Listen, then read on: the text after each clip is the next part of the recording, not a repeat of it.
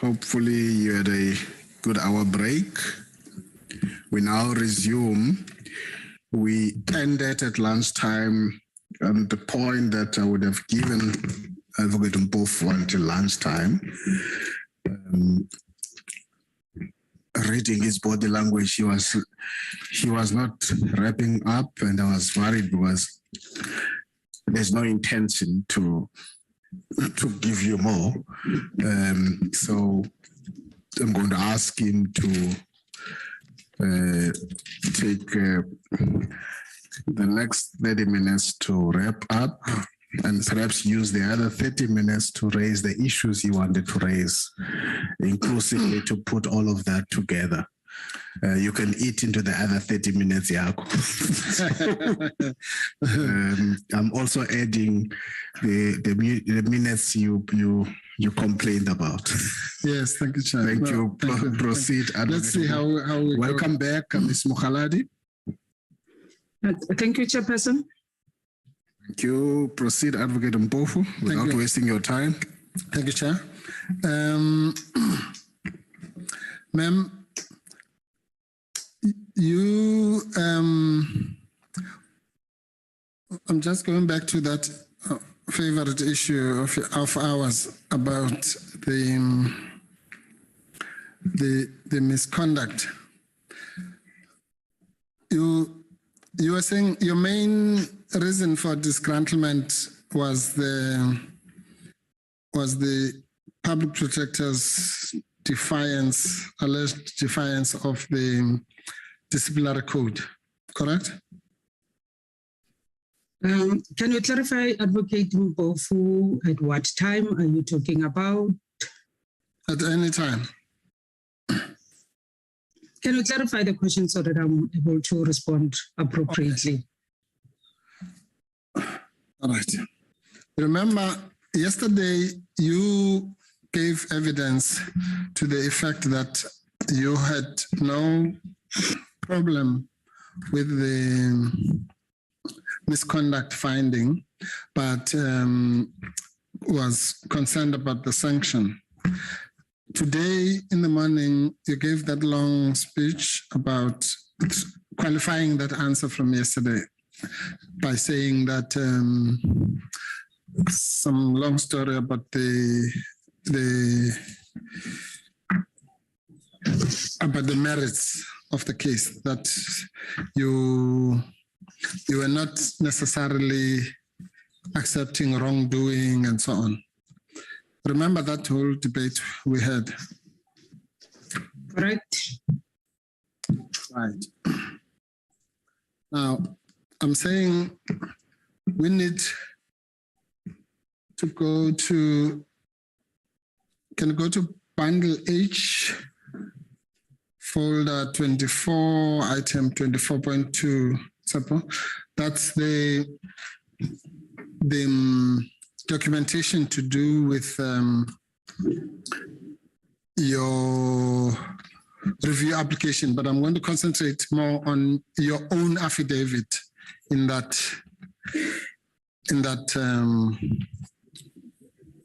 document. Understood? Correct. And I'll demonstrate that the evidence you gave yesterday, before you probably saw the implications thereof, was more accurate than the one you were trying to give this morning to change the position. Okay. Now,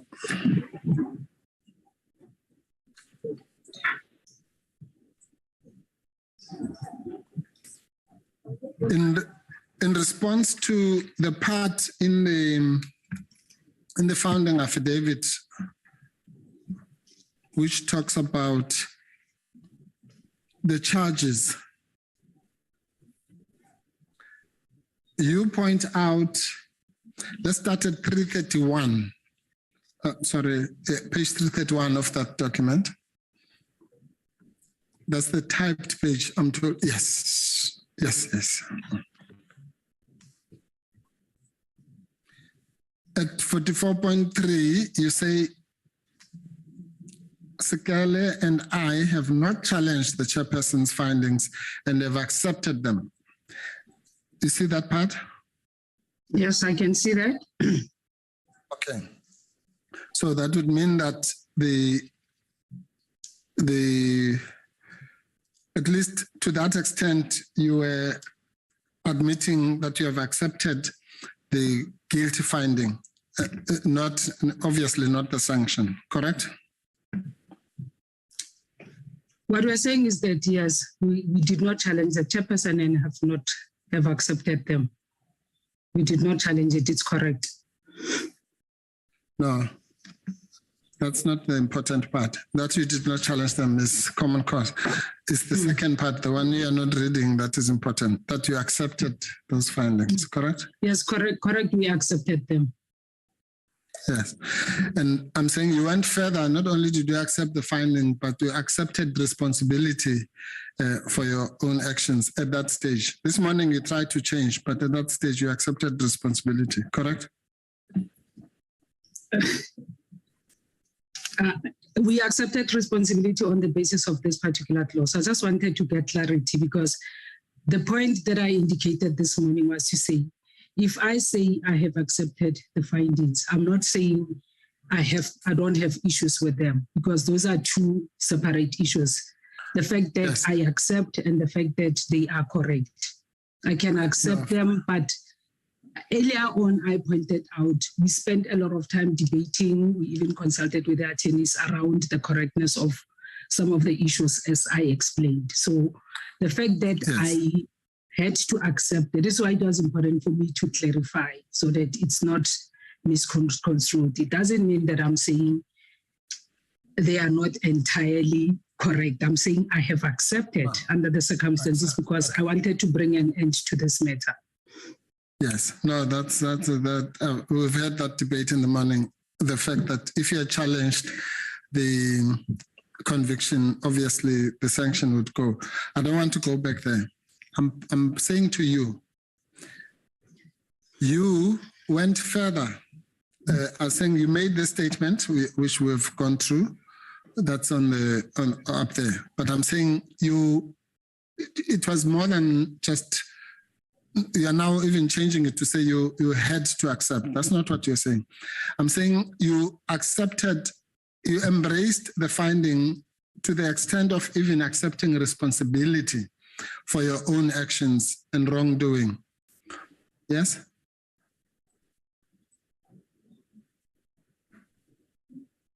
Can you repeat the question so that I understand? Okay, ma'am.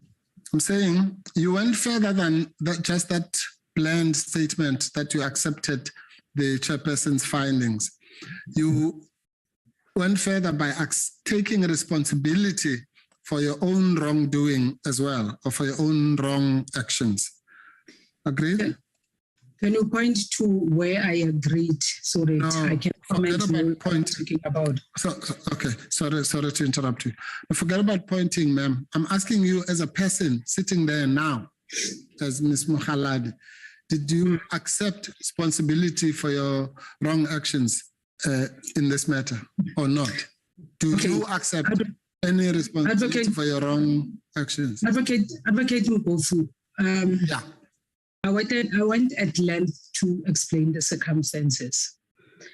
No, at first I said, the question. No, I'm answering the question. I am saying, I know there's someone. Sorry, can I just assist you? I don't have time. You must answer the question. You have to. Then you can explain till the cows come home. But please answer my question. Do you accept responsibility for your wrong actions? You can say yes or no, and then you explain whatever you want to explain. Please answer the question. I am answering the question, Advocate Mpofu. I cannot answer. I am answering the question the way I feel is correct, not the way you are insisting that I should answer. It's within my rights to explain myself properly to the committee. All right, man. You can start with the explanation if that makes you feel better. But please answer the question at some stage here. I do not want it to be quoted out of context. I know there's somewhere in this affidavit where we indicated that the fact that we have not challenged the sanctions and we accept whatever might have gone wrong in this matter. But what we are saying is that as far as our part is concerned, you need to take this matter holistically. And yesterday I had said, had the office properly taken this matter into consideration, then you would have been able to dissect and assign proper responsibility. Yes, there might be things where, for instance, I'm wrong, but I cannot take responsibility for the entire fiasco of this matter. And I pointed out the areas where I am not in agreement. There might be part, for instance, part of those was that probably where I went wrong, I should not have agreed to be pressured to issue a report within 2 days. I should have accepted the part of being charged for not submitting that report. So whatever you are saying, it needs to be put into proper context. Whatever is being taken into this affidavit, it cannot be just be taken as a part out of the entire affidavit. Okay. Now let's go to, so that we don't do that, let's go to paragraph 64.8, page 347.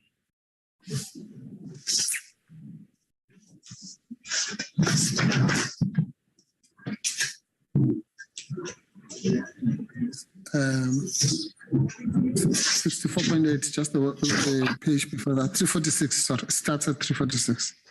This is where you are explaining why you differ with the sanction, but you refer to the issue we're discussing now. It says the final, you say, I suggested, not we, I don't know when you say we, I'm talking about you as a person. You say, I suggested that the employer should impose a sanction of a final written warning valid for 12 months. Remember that? I think this was coming from the submissions. Can I scroll down and see the full paragraph before I comment? No, I'm going to read the full paragraph, ma'am. I'm going to read it, please. Do you remember the first part? I remember the first part, yes. Yes. Okay. Then you go on to say the final written warning would be valid for 6 months longer than the code provides, which indicates that I accepted responsibility and was prepared to take an even more severe sanction. Was that you saying that? Correct. Yes. So that's the point I was making, that at that point, not today, you accepted responsibility and was even prepared to face a sanction that's more than what is prescribed in the code. That's how much you accepted responsibility for your wrong actions. I know that has changed now, but I'm just telling you that that was your position taken under oath. Agreed? Not fully agreed. I always maintain that I am willing to take responsibility for my part. I've never said entirely. And even a year on, I indicated there are certain things that I do not agree with, and I still don't agree with them advocating both. Okay. No, that's good. That's we're getting somewhere. That's a giant leap for mankind. So you accept responsibility for your part, for your own wrong actions, at least, correct? Correct. Right. Right. And that is so because if you even go further to show that how much you accepted responsibility, to the extent that you were even yourself suggesting a harsher punishment than what is in the code, correct? It's important that this was mitigation of sentence. We had already been found guilty. So at that stage, I've pointed out that no one wants to lose their job. So we're mitigating the adverse because we had already been found guilty at the time. Yes, ma'am. I understand that. People who are found guilty also appeal or try to overturn their convictions. But those who accept their wrongdoing are also allowed to only challenge the sentence or the sanction. there's nothing wrong or right about it. I'm just showing that you fall under the second category of not those people who say I was wrongly convicted and sanctioned. All you are saying is that I've been wrongly sanctioned, but I accept my responsibility for my actions or my wrong actions, and I'm even prepared to suggest, not just accept, to suggest a harsher sanction than the one prescribed in the code for myself. That's a noble thing to do, even if you are disowning it now. But I'm just saying that was the context in which you were suggesting this harsher punishment, surely, correct? No. No. So, not correct. Not correct. Okay. Well, the paragraph speaks for itself here. Okay, let's go to paragraph 66.1, just further down that page.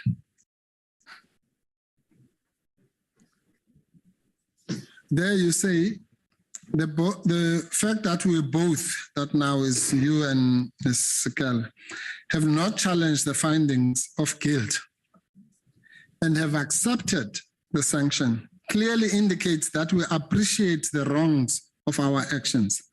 So you went even further than just taking responsibility, but you said you appreciate the wrongs of your action. You agree that that is taking further. A, you accept the wrong findings. B, you take responsibility. C, you suggest a harsher sanction than the prescribed sanction. And D, you indicate you appreciate the wrong of your actions. That cannot be reconciled with someone who is challenging the basis of the finding. Agreed? I have explained earlier on. I was referring, this is specifically the paragraph that I remembered. Everything needs to be put into proper context. And I've always maintained from yesterday that this matter, had it been properly dealt with, where I would have missed a certain step as the executive manager and Ms. Sekele as the CI, we would have taken responsibility for that. So this is aimed at exactly doing that. And it's important that this matter just not be taken out of context, because throughout, there were challenges in this case.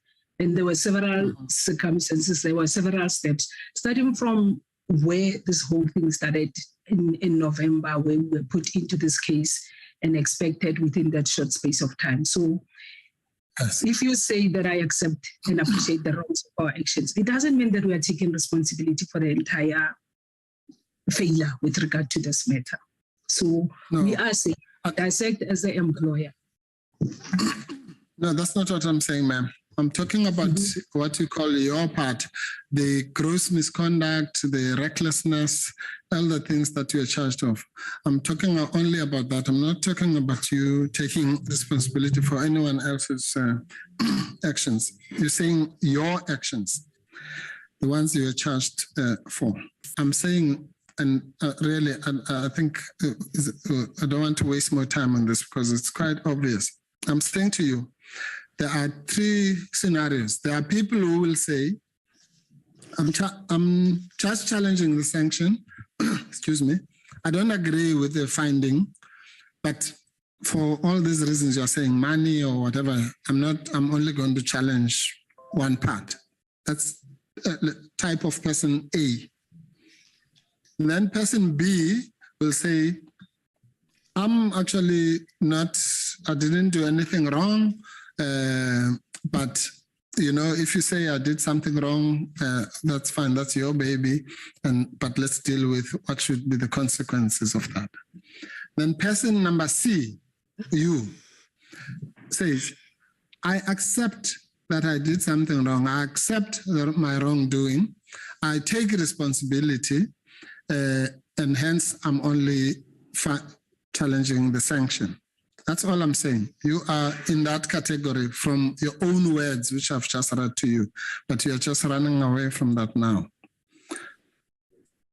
Can I just understand this line of questioning, just to understand what this is, because I think it will make this easier to say, look, is it the public protector's case that because we were charged with misconduct. Therefore, she is admitting that as the head of the institution, she is equally guilty of the charge that she is facing relating to this case. So that I understand, because I seem to be confused, because it seems now that I am facing another disciplinary, because my understanding is that this proceedings is not about me. There is a separate matter. The case that I made was that I feel that the manner in which my disciplinary hearing was dealt with, it was victimization, firstly starting from all the pressure that was put on me on this matter. So if I can just understand the line of questioning, is it to say that because Ponatshego, Mogaladi and Sikele, you were found guilty of misconduct in this FSCA, so your conduct contributed to the public protector being charged, which in my view, then it would be an admission that the public protector is admitting that she misconducted herself on this matter. Okay, no, ma'am, that legal argument, don't worry, we have competent evidence leaders here. When the time for legal argument comes, they will do, yours is a very simple task, just answer the questions. I'm asking you a very simple question. Forget about the public protector's case.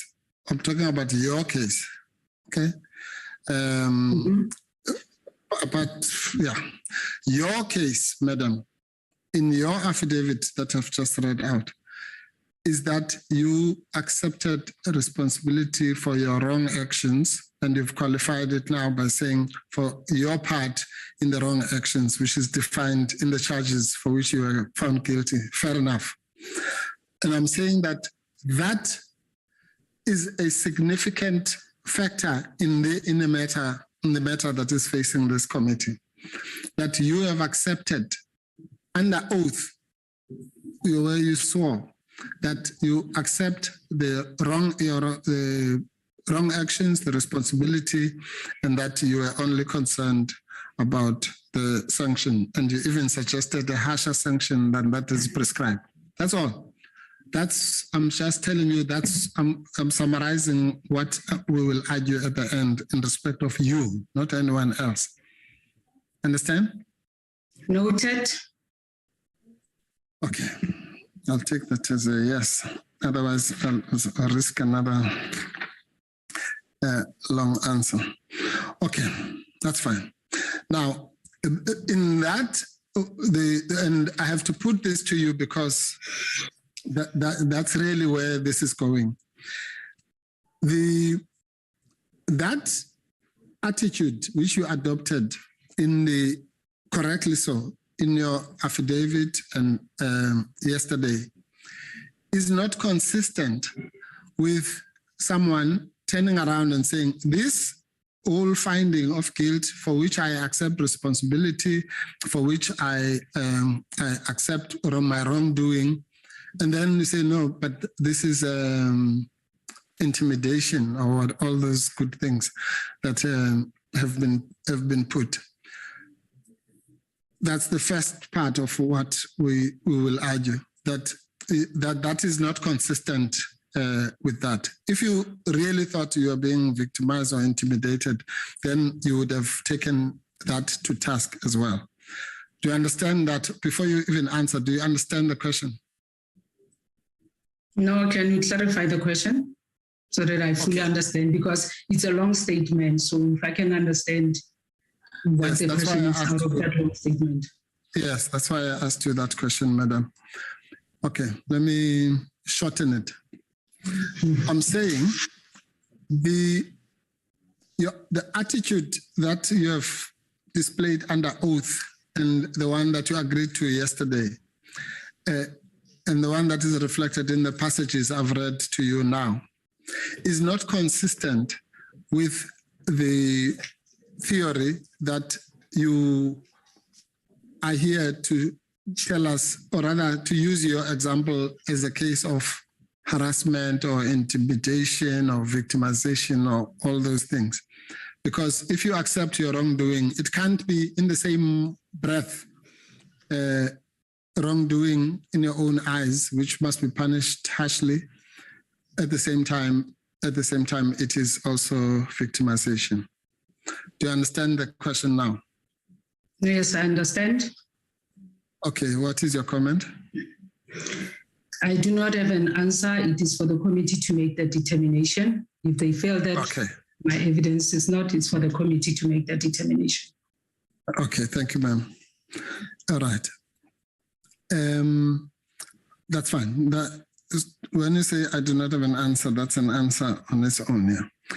So the issue then is also that you were found, that finding of guilt, which you embraced correctly in my respectful view, was also made by an independent chairperson, just as the other finding of guilt for Mr. Madiba, who was dismissed, was also made by an independent chairperson. Or let me put it this way, it was not made by the public protector, correct? I pointed earlier on that we had issues about the independence of the chairperson. I can say the chairperson who was not from within the PPSA, I would leave it at that. Yes, no, that's fine. Let's assume the chairperson was not independent, but that cannot detract from your own acceptance of your guilt. It's just bad luck that you had such a bad person, correct? No, I don't agree with that full statement advocating both. There are several questions in that statement. In the first place, I've never said Advocate Kubani is a bad person. I've said I disagreed with certain things. So I just want to set that on the record. So yes, can you just ask questions that do not have those mixed statements, because it just makes it impossible to respond to that question. Okay, ma'am. Okay, no, I'll learn how to ask questions next time. But for now, can you just answer this question that I've put to you, which is simply that irrespective of, or let me put it this way, let's assume for a second that the chairperson was biased or drunk or whatever. That cannot detract from your own acceptance of your own actions as put under oath, which we have gone through earlier, correct? No.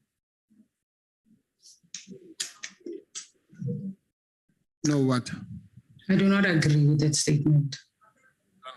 Okay. All right. So the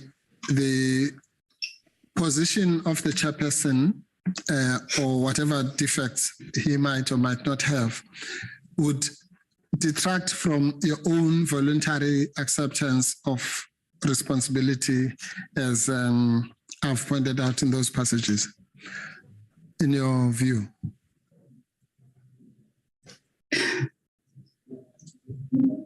I think the difficulty that I'm having advocating for is that you take different statements that you are trying to connect and not put them into proper perspective.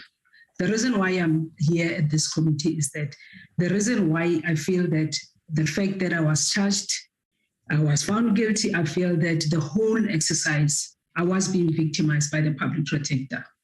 And for me, I feel that even the fact that notwithstanding her getting a decision from the chairperson that she appointed as the office, she still wanted to change that, because in my view, I feel that was a predetermined outcome.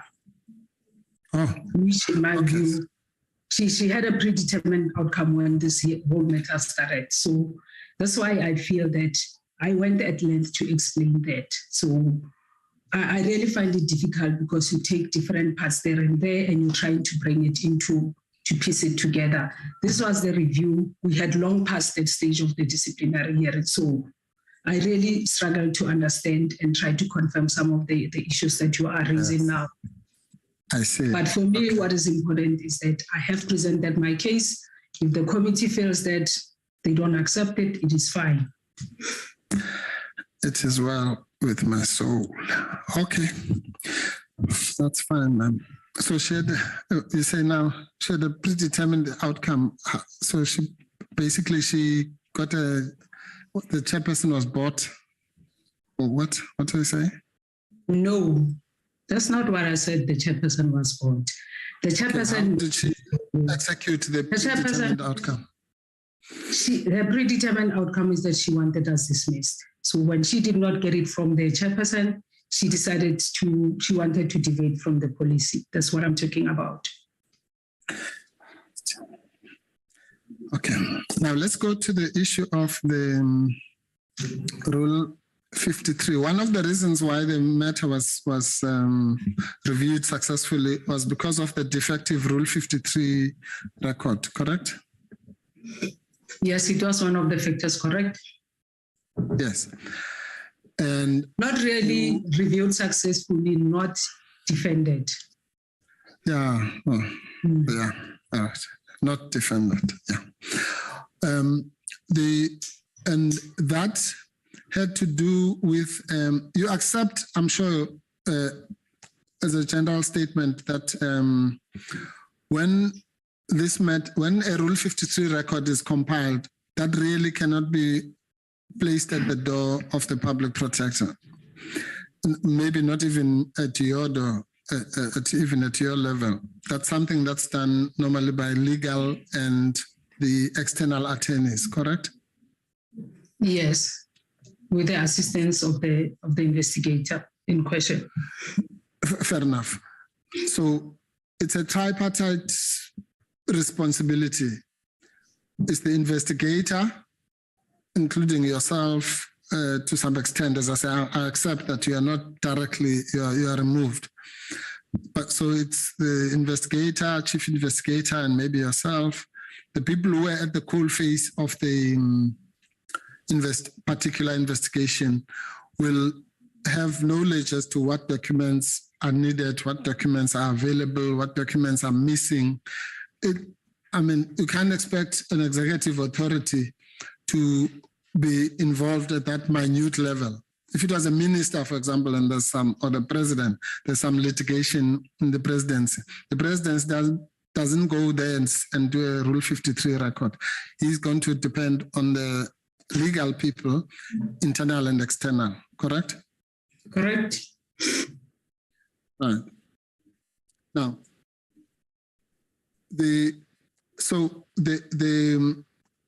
you and the others who reported to you had a duty, at the very least, to point towards and supply the relevant documents. And then the legal people, I accept that you might not be legal people, you might not know what's relevant, what's not relevant. That's not what I'm talking about. But to give them the documentation and then they would compile the Rule 53 record. That's how it works, correct? Look, your initial statement, you said, I might not be involved, which I think is the statement that is correct. And it's exactly what happened on this matter. So it is correct that I might not be involved, but where I am requested to compile, then that statement would be correct, except that initially it would be legal with the assistance of the lead investigator in the matter. Good. So if you are so removed from that process, how much more for the public protector who is 3 levels above you and has to oversee the entire organization? You are overseeing a particular investigation and others. And you and I have now agreed that even you would be removed from that rock face of each particular document. So surely what lawyers call a fortiori, which means as a matter of logic, the public protector is even further removed than you, correct? Correct. Thanks. And yet, one of the issues that have placed her here to sit here next to me now is about Rule 53 records and all those kinds of things which were done by the lawyers and legal advisors from outside. Anyway, you don't have to say anything about that, but I'm just telling you as a matter of interest. All right. Now, the Audi letter, Mr. Mahlangu, according to you, was asked to give you a written warning, correct? Correct. And he basically defied the public protector, correct? No, I cannot comment on that. It's for him to say that he defied the public protector. What I know is that I didn't get a warning. Yes, ma'am. Okay, let's look at it like that. He did not carry out that instruction because you didn't get such a written warning, correct? Yes, correct. And he, in his own view, decided that the situation warranted only an Audi letter, and he issued you with an Audi letter, not a written warning, correct? Correct. And that is the only thing, in your view, which Ms. Mahlangu, in terms of these disciplinary matters, did. It was to defy, I know it's not your word, it's my word. It was to, or rather, let's say, to not to implement the instruction and just give you a right to a hearing. That's the worst thing he did at the behest of the public protector, correct?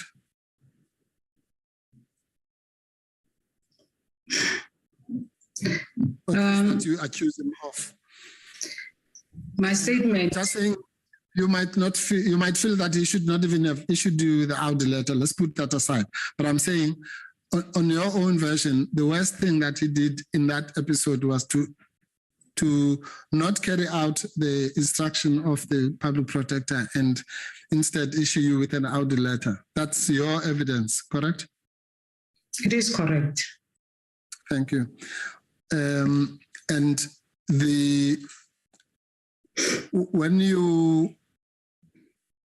did you respond to the Audi letter?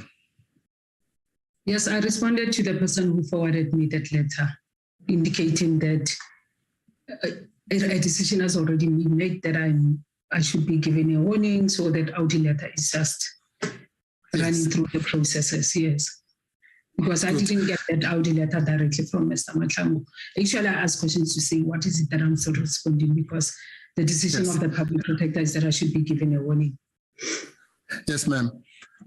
We've gone through that. We've passed it. Yeah. I'm saying, when you responded to the Audi letter and explained that actually this report or information that's supposed to be missing, there's a mistake, it has actually already happened and so on. That was it.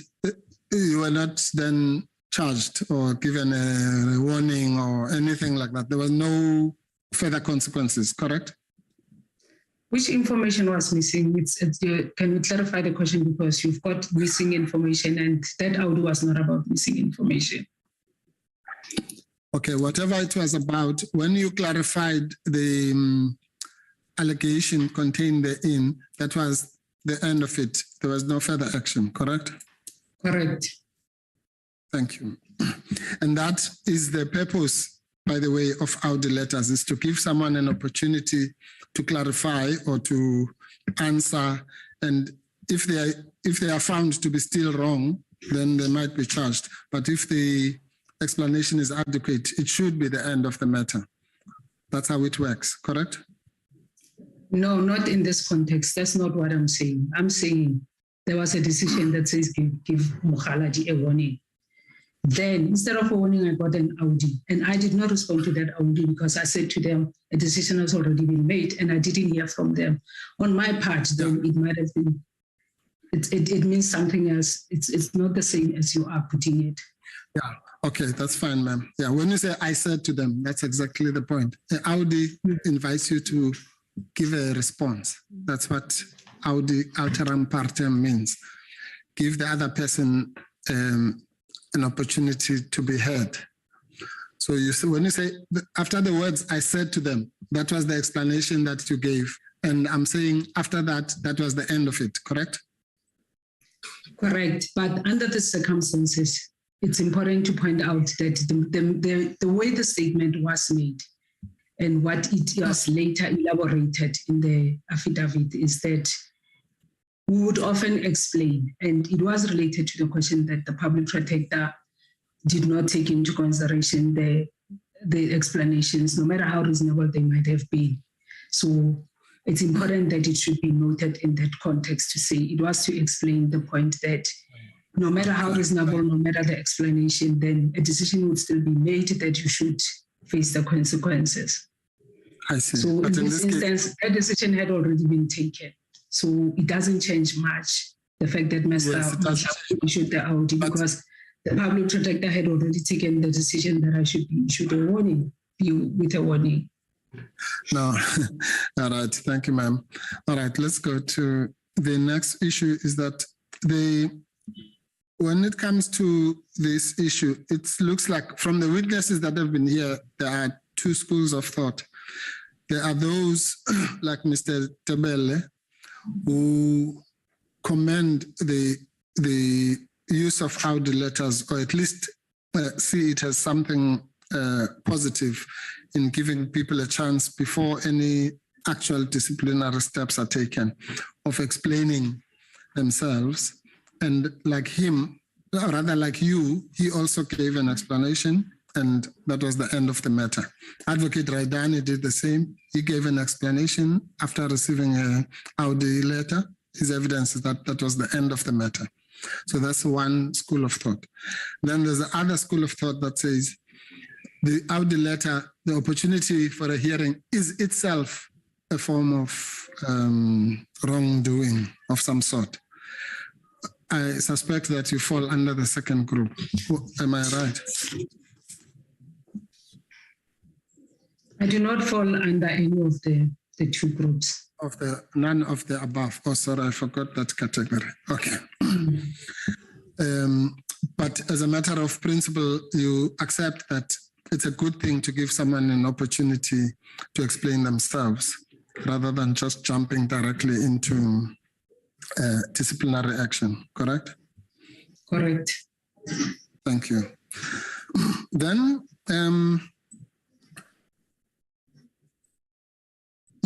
is it correct that at some stage you assigned the task of this report that we have been discussing from Mr. Madiba to Ms. Sikele?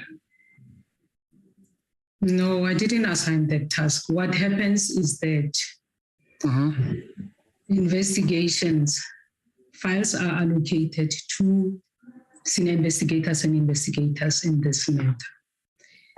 This file was assigned to Ms. Karina van Eerden as the senior investigator. It was allocated to her by the public protector on the 4th of June. And Mr. Madiba was the chief investigator. In November, Ms. Karina van Eerden wrote an email requesting that her reporting levels should be changed. And she had a fight with Mr. Madiba. Yes. Some they misunderstanding misunderstanding between the two of them. So at that time, she indicated that she is comfortable working with Ms. Sikele. So that's how Ms. Sikele came into the picture. The fact that Ms. van Eerden was working under Ms. Sikele, that's how she became involved in this as a chief investigator. Okay, now I understand. So Ms. Sikele's involvement in this matter really was because Ms. van Eerden reported to her once you had reassigned her away from Mr. Madiba, correct? Correct. Right. So effectively then she joined what we might call the chain of command. So it was now you at the top, Mr. Madiba, Ms. Sikele, and Ms. van Eerden. I know there might be other people, but is that how the hierarchy works? Correct. Thank you.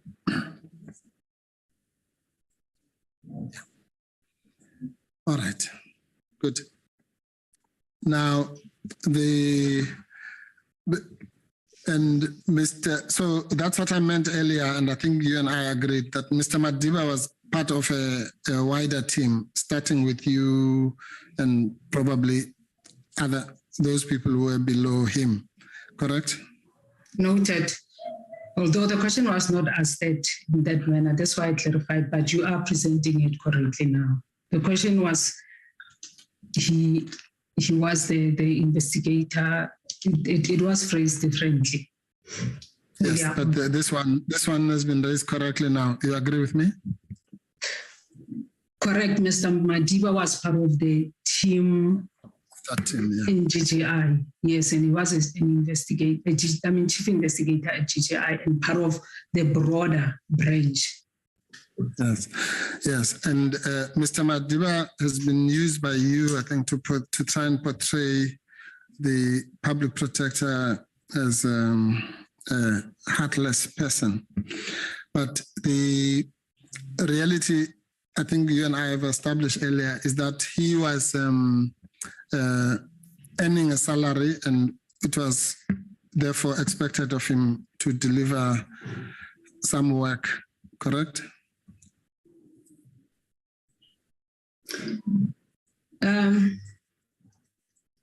The point that I raised was that, firstly, let me put this properly.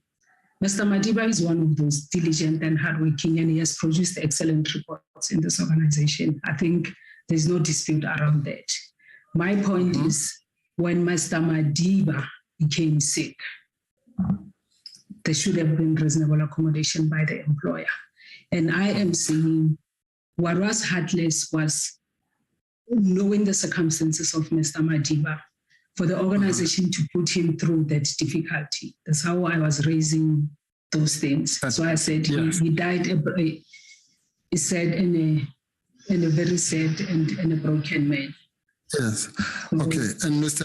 Madiba became sick long before Advocate Mkhwebane became the public protector, correct?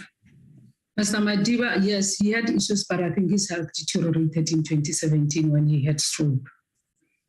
Yes, no, that must follow, because after he had a stroke in 2017, it was not much longer that happens. Yeah, after you suffer a stroke, the health, in fact, the stroke itself is a sign of deterioration. Yeah, but the point I wanted to make is that you, as the person that he reported to you directly, correct? From the 1st of November 2018. Yes. So at that point, then you were the person who was closer to monitoring his condition and make the necessary suggestion. For example, if he no longer was able to perform at all, correct? Correct. Now, the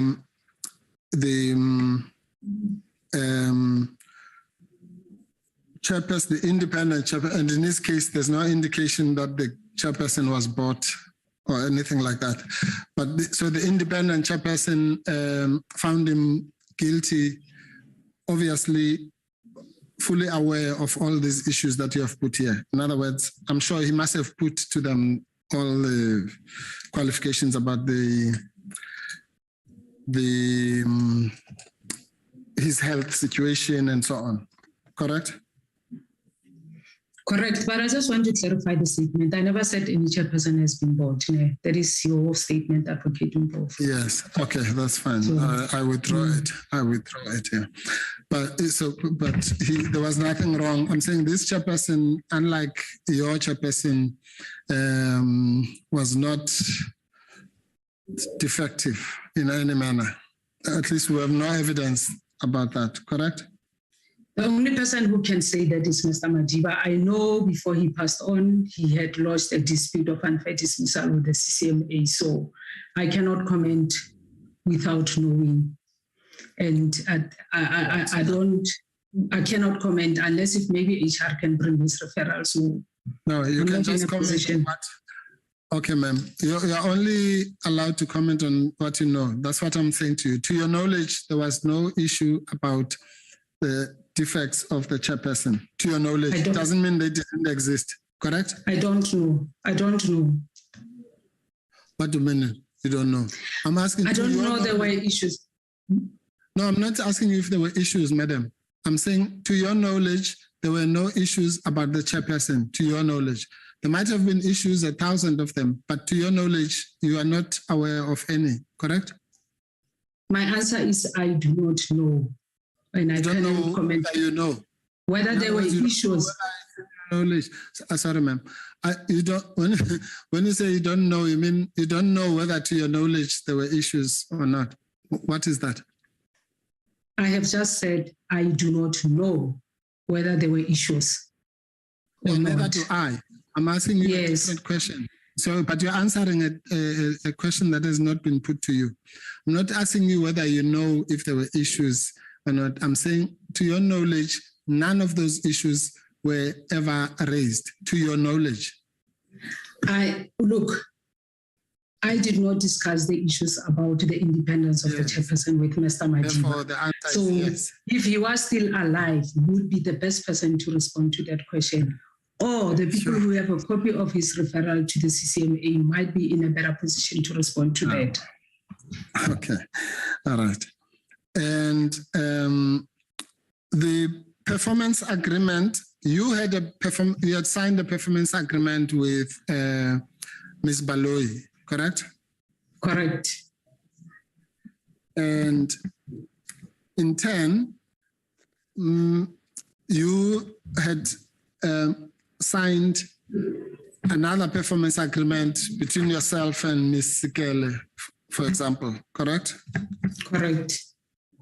And I assume you also had another one between you and Mr. Madiba, correct? Correct.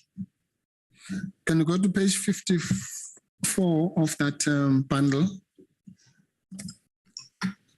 Bundle H folder 24, item 24.2.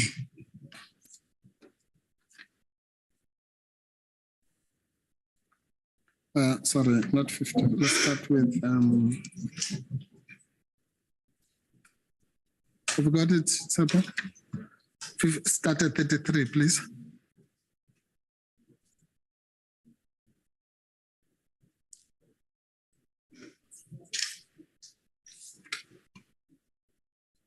Okay, this is just to confirm the chain of command that you and I discussed and the span of control over performance that it cascades down.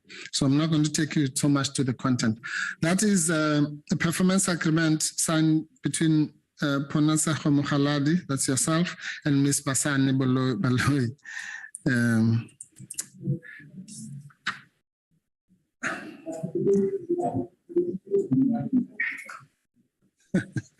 Sorry. That combination, correct? Correct. All right. And then part of it is deals with the KPAs and the KPIs. And let's go to page 38 quickly. The first one is strategic capability and leadership, correct? Correct. And that includes things like what we're talking about, the deadline setting, developing detailed action plans to execute strategic initiative, translating strategies into action plans. That means putting deadlines. That was one of your jobs, correct? Correct. Next one is even clearer, it's program and project management. Go further down, Tsepo. And that you and I have already discussed that. That obviously involves setting deadlines, correct? Correct. Yes. And by the way, while we are on this, is it true that you were required, you remember earlier we spoke about dashboard and how it changed face and all that. You were required to have effectively your own dashboard meetings with your team before the main dashboard, correct? It's part of our internal processes to have dashboard at branch levels. Very good. So in your dashboard meetings, you did them the correct way, not in that slapdash manner. Correct? Yes, correct. At that time, like I said, the focus was on cases older than 2 years. Yes, they were being discussed. Yeah, but even now, when you do your own dashboard, you do it the correct way, correct? Yes, correct. And when you go to the main dashboard meeting, it's simply to basically collate that information from your own dashboard and then report it there, correct? No, because the focus are different. All right. At the dashboard, our branch dashboard meetings, we don't just focus on the deadlines for each and every cases. Some of those meetings will be a combination of where we discuss the draft reports or the draft section 7-9. So the focus is different. We don't just focus on the numbers and all those. Yes, no, you do you do it the right way, how it should be done, correct? Ma'am? I do it in line with the office processes. Yes. Okay, so your next deliverable is financial management. Let's change that. Let's pass that. And then it's change management, knowledge management. Then the service delivery innovation, number 6.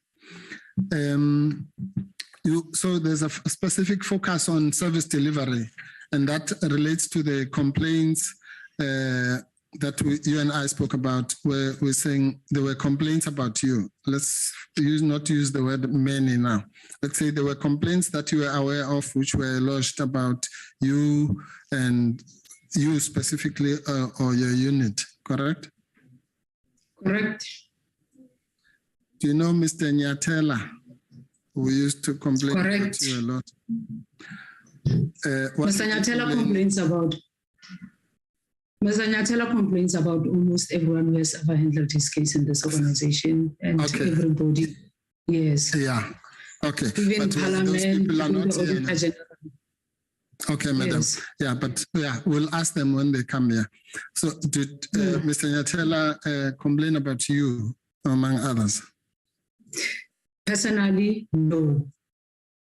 Okay. Mr. Nyatela complained about some of the cases that not you. No. But no. Well, you said he complains about everything. Can I clarify the complaint?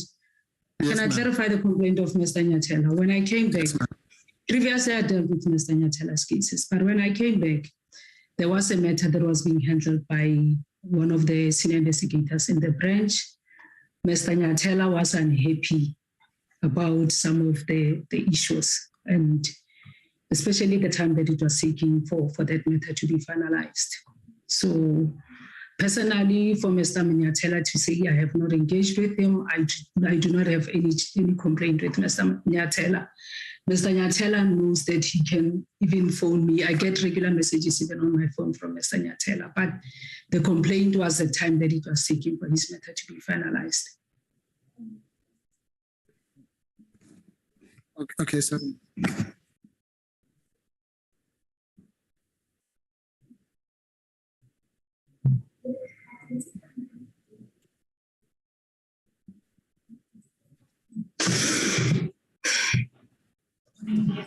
Okay. All right. Thank you. So, and you agree that there were other complaints about you and other people. All right. So then the next one is people management and empowerment. Okay, we can pass that. The next, number 9 is client orientation and customer focus. That also would deal with the complaints and all that. And the last one is communication. But the important one is honesty and integrity. And it includes something like admitting your own mistakes and weaknesses. And let's just say that's not your strong point from today's display, correct? I do not agree. I fully do not agree with you, Advocate Mpofu. Mm-hmm. That is your viewpoint. I do not agree with that. Okay, good. Then can we put up, there's an email that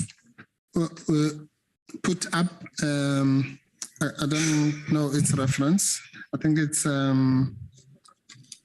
bundle H item 24.3 number 475. Now I know. Yeah, and that would be the last point you put up.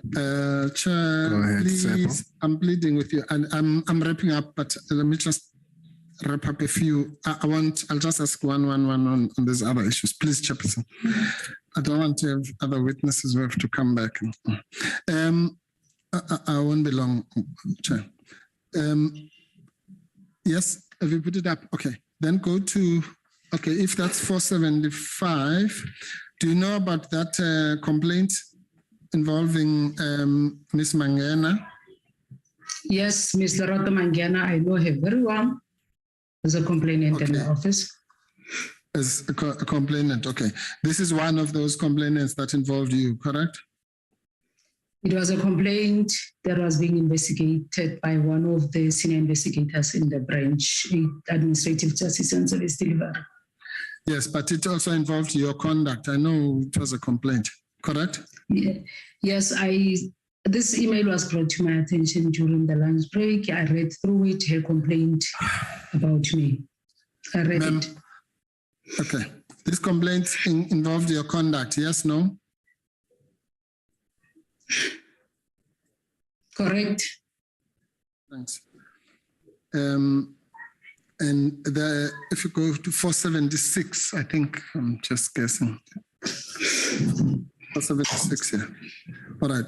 The specific issue about you is you'll find that paragraph 1, 2, 3, 4 from the top. Ms. Ponatshego Mogaladi met with me in March 2017 and assured me that the matter was on her radar and she will do her best and so on.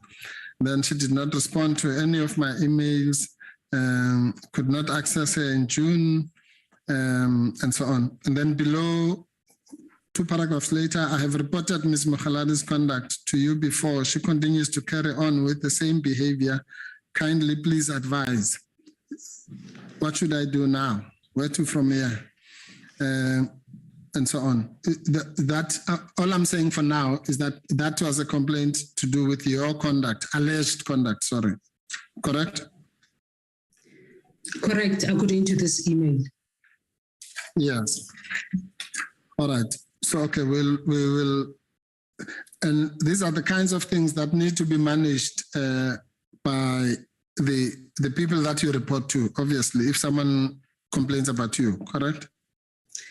Advocate Mbofu, the fact that Ms. Mangena wrote this doesn't define my conduct. It's not my work ethic. The fact that she wrote all these things, and this is one of the cases that, notwithstanding her not having a good case, it's one of those matters that was successfully resolved by the office. So this is not a reflection and it's not a measure on my performance. She might have written those things that's a viewpoint, and I do not agree with that content. No, that's fine, ma'am. Yeah, no, that's fine. We're together on that one. I'm not saying it was a merited or meritless. I don't know. I'm just saying the office received such complaints about you, merited or unmerited, correct? It received Ms. Mangena's complaint about me. All right. Okay, the public protector will give evidence about other such complaints. I don't have time now, unfortunately, to pursue that. Chairperson, can I just ask a question about the process? I'm asking Chairperson because it seems... No, ma'am. Okay, well, Chairperson, put the stopwatch. No, I'm giving you 3 minutes to wrap up. Well, no, the witness wants to ask you something. Ms. Mogaladi, you want to say something? Can I just get clarity on the process? Because it seems as if now there is a process to interrogate my conduct. If this is a 2017 email, if the public protector, probably in terms of the process, there should have been a process internally. So that's why I'm saying I just need clarity as to the email of 2017, a customer service complaint. So I just need clarity because it's now that it seems as if my conduct is now under scrutiny. Sorry, Chair. Advocate Bauer. The witness is entirely correct, because I didn't want to interrupt Advocate Mpofu, but if there's a complaint as to whether the witness had been guilty or had had any form of infraction to which her employee took no action against her, then it doesn't seem to serve any purpose to be taking the witness through a litany of customer services complaints in respect of which the employer didn't elevate it to a point of wanting to take any action against the employee. She's not having to answer to this committee in respect of any of her actions. Chair. Okay, thank you, Advocate Bauer. Advocate Mpofu, On that issue, I'm entitled to respond. You can respond, but yes. I also want you to then proceed to the next point. Yes, no, and wrap up. I will, Chair. I think, okay, well, both the witness and Ms. Bauer are missing the point completely. I was at pains to say that whether it had merit or no merit, that's not what we're dealing with now. I'm saying that the only issue I'm saying is that such complaints were received. That's all, really. So whether some of them might all be from mad people, and that's not the point I'm interrogating now. I'm simply saying that they were those complaints that were received, and the witness has said that they were received. Neither I nor you would have any means, or the committee, to interrogate whether this one, and I don't know where Advocate Bauer knows from that it was not acted upon. That has not come out, but maybe she knows something, I don't know. Okay. Can you conclude now? Yes, thank you, Sean. All right, I'll move on to something else anyway.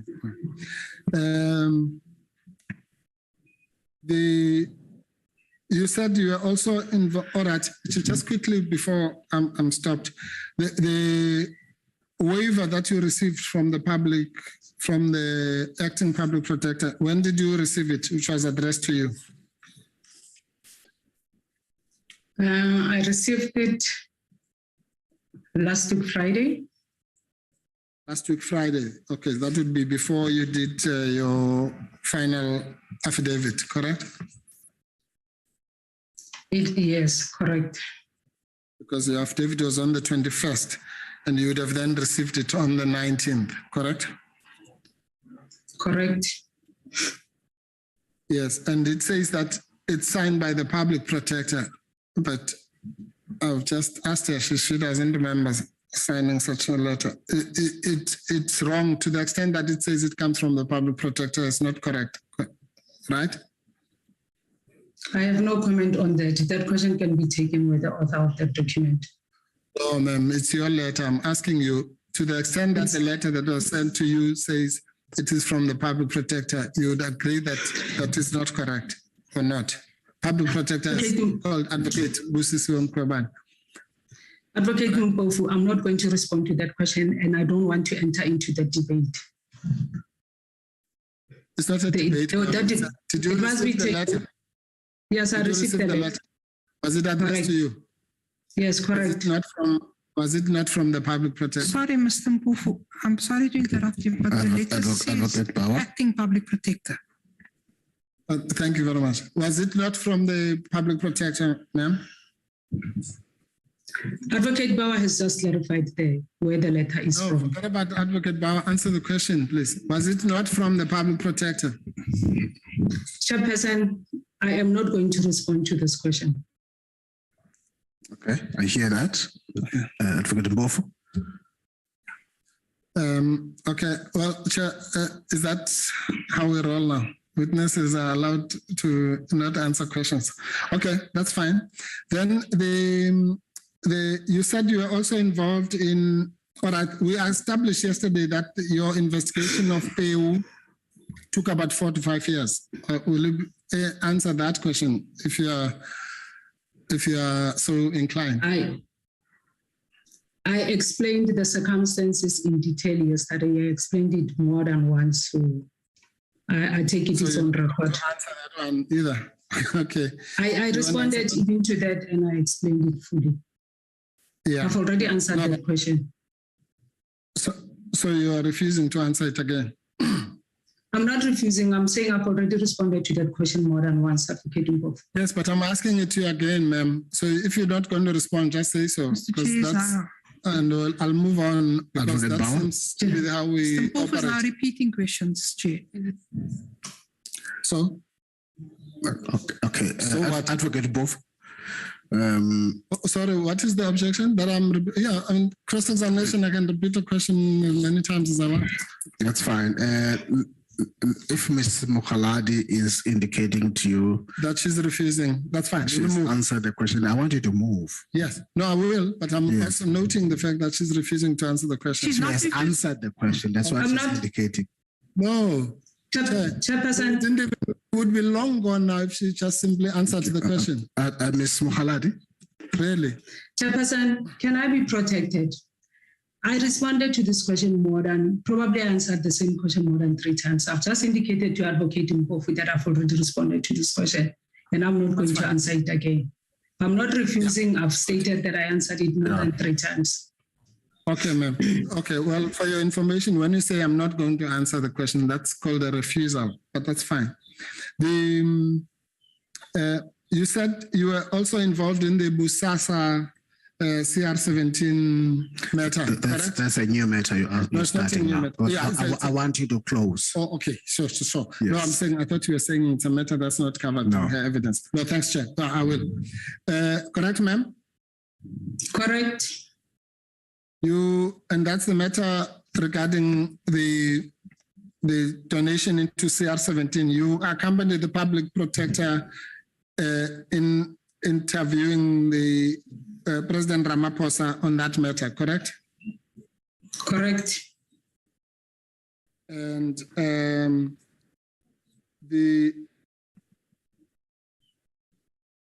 just a minute. You spoke about the issue of the other one where you wanted to portray the public protector in a particular way. When you went to Polokwane or Limpopo and you had a bereavement, the public protector, according to you, expressed her sympathies duly, correct? Correct. Did you then come back to the office?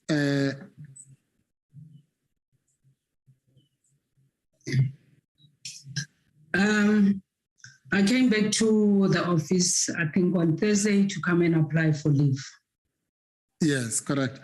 which So was the same that's day that I got actually- the message from. Yeah.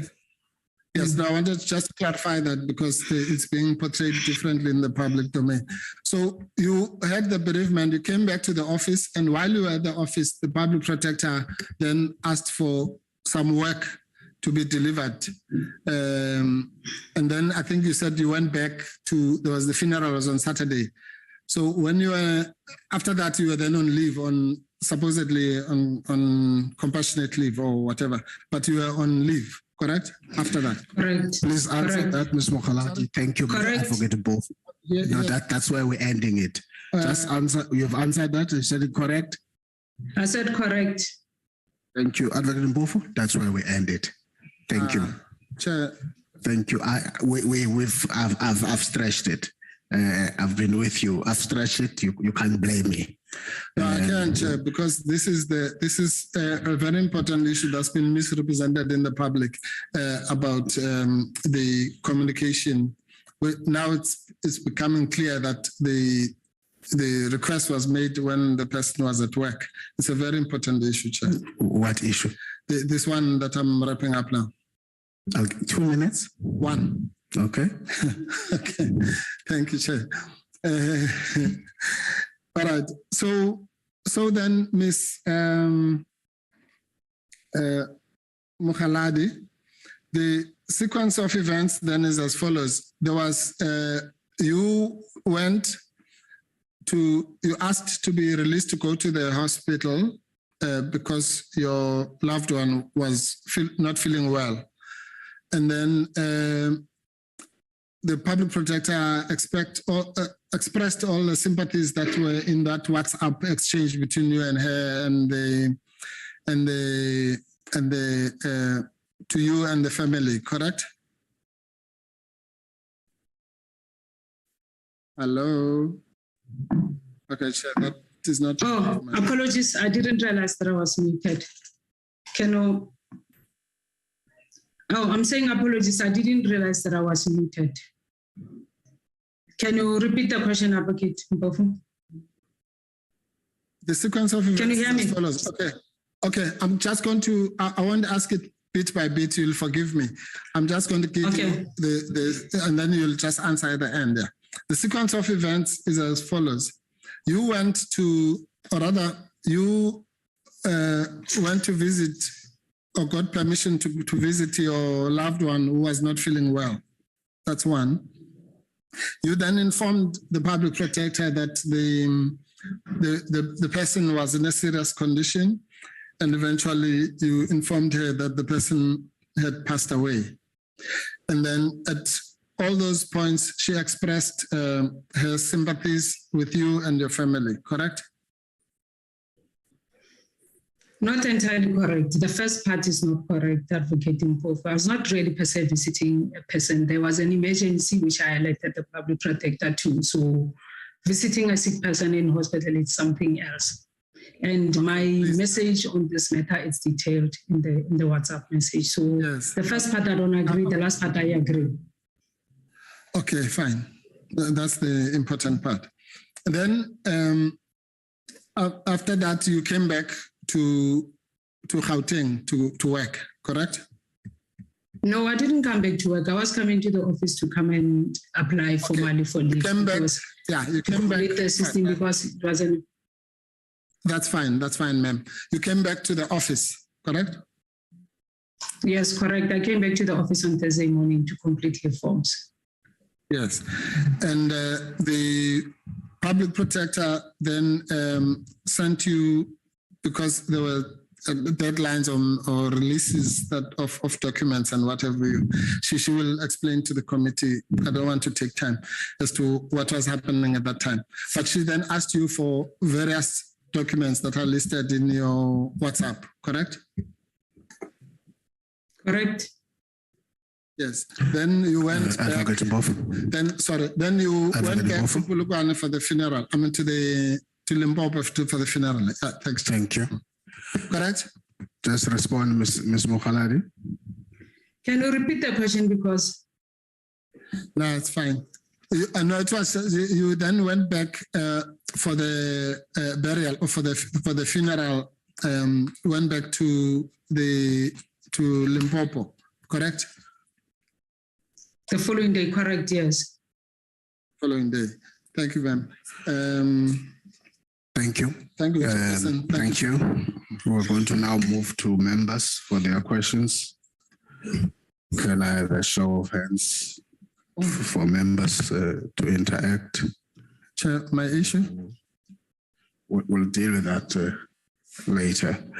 Okay. Honorable Sukas.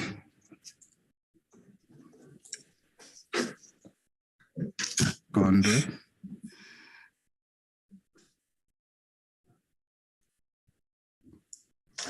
Mailam. Yaran.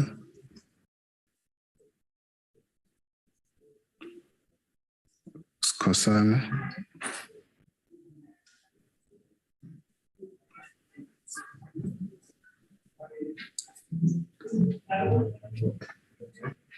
Majozi.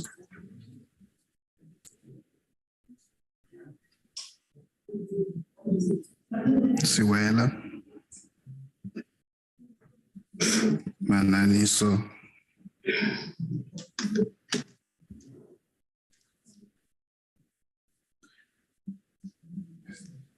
Hermans. In that order. Honorable Sukas. Thank you, Chair. Good afternoon, Mrs. Mogaladi. Can you hear me? Good. Yes, I can hear you. Good afternoon, Honorable Member. Yes. I am just slightly affected with flu, so if you can't hear me, I would repeat. Okay. Thank you for coming to address the committee. My first question to you, would you agree that you were dealing with complex multi-year projects when you dealt with reports? Correct, Honorable Member. And so when working on a project, the factors that are commonly listed, and I'm going to list some of them just that needs to be managed are scope statement, schedule, budget, requirements, quality criteria, project resources, stakeholders, communications plan, procurement strategy, and risk management. And some of it I saw in the performance agreement that was brought up earlier by Mr. Mpofu. So therefore, deadlines or schedules are only one element of a properly managed project. Do you agree? I agree, Honorable Member.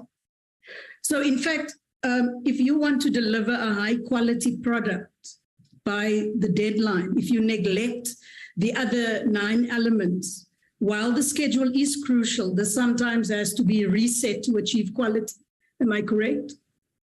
Correct. So there is no point to deliver a bridge on time if it is going to collapse when the first person steps on it. And I'm specifically now referring to the scenarios that were painted earlier today. Would you agree that these other factors are crucial? And this is what you were pointing out when questioned about deadlines. Yes, it is correct, Honorable Member. So in terms of that scenario, all of those elements that I've painted, was there any time when there was a discussion around those elements that are affecting the projects that you were working on, and specifically the crucial one that was discussed at length today? Was there any point where there was a discussion between you and the public protector to speak about the other factors that were that was affecting deliverable on the project? No, we never had that discussion per se, but within ourselves as a team, we had those discussions. But with the public protector, we never had the discussions. Can you tell me how often was training on project management conducted in the Office of the Public Protector South Africa? I think it was conducted probably. There had been, I would not be able to recall. I know myself, I had attended the training, but I think it was more than once for the different groups within the office. Okay, great. So that takes care of the other question. So would you say that the practice of professional project management was being driven by the public protector within the Public Protector South Africa, within the office? Yes, correct. So if we consider that you have that environment, was considerations given to failures, where failures occurred and you need to do course correction and you need to expand on resources or take consideration of the other elements, specifically the people element? Was there ever such intervention points for considerations? No, not to my knowledge. So it has been put to you that productivity was a problem within the Public Protector South Africa. How many process engineering and productivity improvement projects did the Public Protector, along with the CEO, champion to address the productivity gap? I don't recall any of such, except like, for instance, where there would be the interventions to deal with those cases older than 2 years, but to go into the details that you are talking about, I don't recall that there was ever done in the organization to the level that you are talking about, that high level where you are really going to drill in, safe to say, the cases must be finalized, go and draft the project plan, but to go really into the root cause and identify and follow those concepts of project management. I don't recall that was ever done, unless if it was done during the period of my absence from the office. Okay, thank you. Did you and other staff have annual performance improvement plans that identify training and development needs that the Public Protector South Africa would address to enable staff to be more efficient and effective? Yes, we did, Honorable Member. And I saw it as part of one of your key performance indicators, change management being one of your key areas that you were assessed on. Was there any capacity interventions to enable you as an executive in order to effectively deal with those kind of improvements and change elements that is needed in any organization? Yes, there was training that was conducted around that area in terms of change management and leadership. And was it applied? Yes, it was applied in my area. I applied it. It was applied. And was it a conversation that you had as well with your immediate superior, with the public protector, for instance? Did you have those conversations? Because it's as you know, it is mute if those elements are not really embedded upwards and downwards. So my question is, did you have that conversation with the public protector? There was a session that we went through with the public protector as the entire management team, where we had that conversation. It was facilitated by an external person, but on day-to-day basis, the upward, I think towards from around 2019 onwards, the environment was no longer allowing for those discussions to take place because the form of our engagement was changing, but previously we did. Thank you for that. I'm going to move to Mr. Madiba. And you've highlighted, I think, to a certain degree, one could hear yesterday, the impacts and the emotional impact, certainly, of Mr. Madiba's condition and how it affected you as well. So can you confirm the following from your evidence? Mr. Madiba had a stroke in December of 2017, was partially paralyzed and could only type with one hand and needed assistance to turn pages. But these disabilities in no way impacted Mr. Madiba's mental abilities, which remained at the highest level, would you say? Correct. It didn't affect him. It was only physically, but mentally he was excellent. He was brilliant. So Mr. Madiba was concerned that if he was not working, he would not be able to afford medical care. Is that correct? Correct. Did the public protector know about Mr. Madiba's disabilities when he was assigned to a high profile and a long delayed report? Yes, the public protector was aware. Was any consideration to provide Mr. Madiba with assistive technologies such as dictation software or other tools that would allow him to perform to the required standard? Was any of those considerations given? And can you unpack that for us, if there was any given? I don't recall whether that was ever given. The assistance was there, was the typist who could type for him, but I mean, that still required that he should write. And he said it equally takes the same time, but the dictation equipment, we did not have such in the office. So what policy and procedures are in place in the Public Protector South Africa to accommodate persons with disabilities? And if those policies exist, what policy was followed in Mr. Madiba's case? We do have a policy that accommodates disabled people.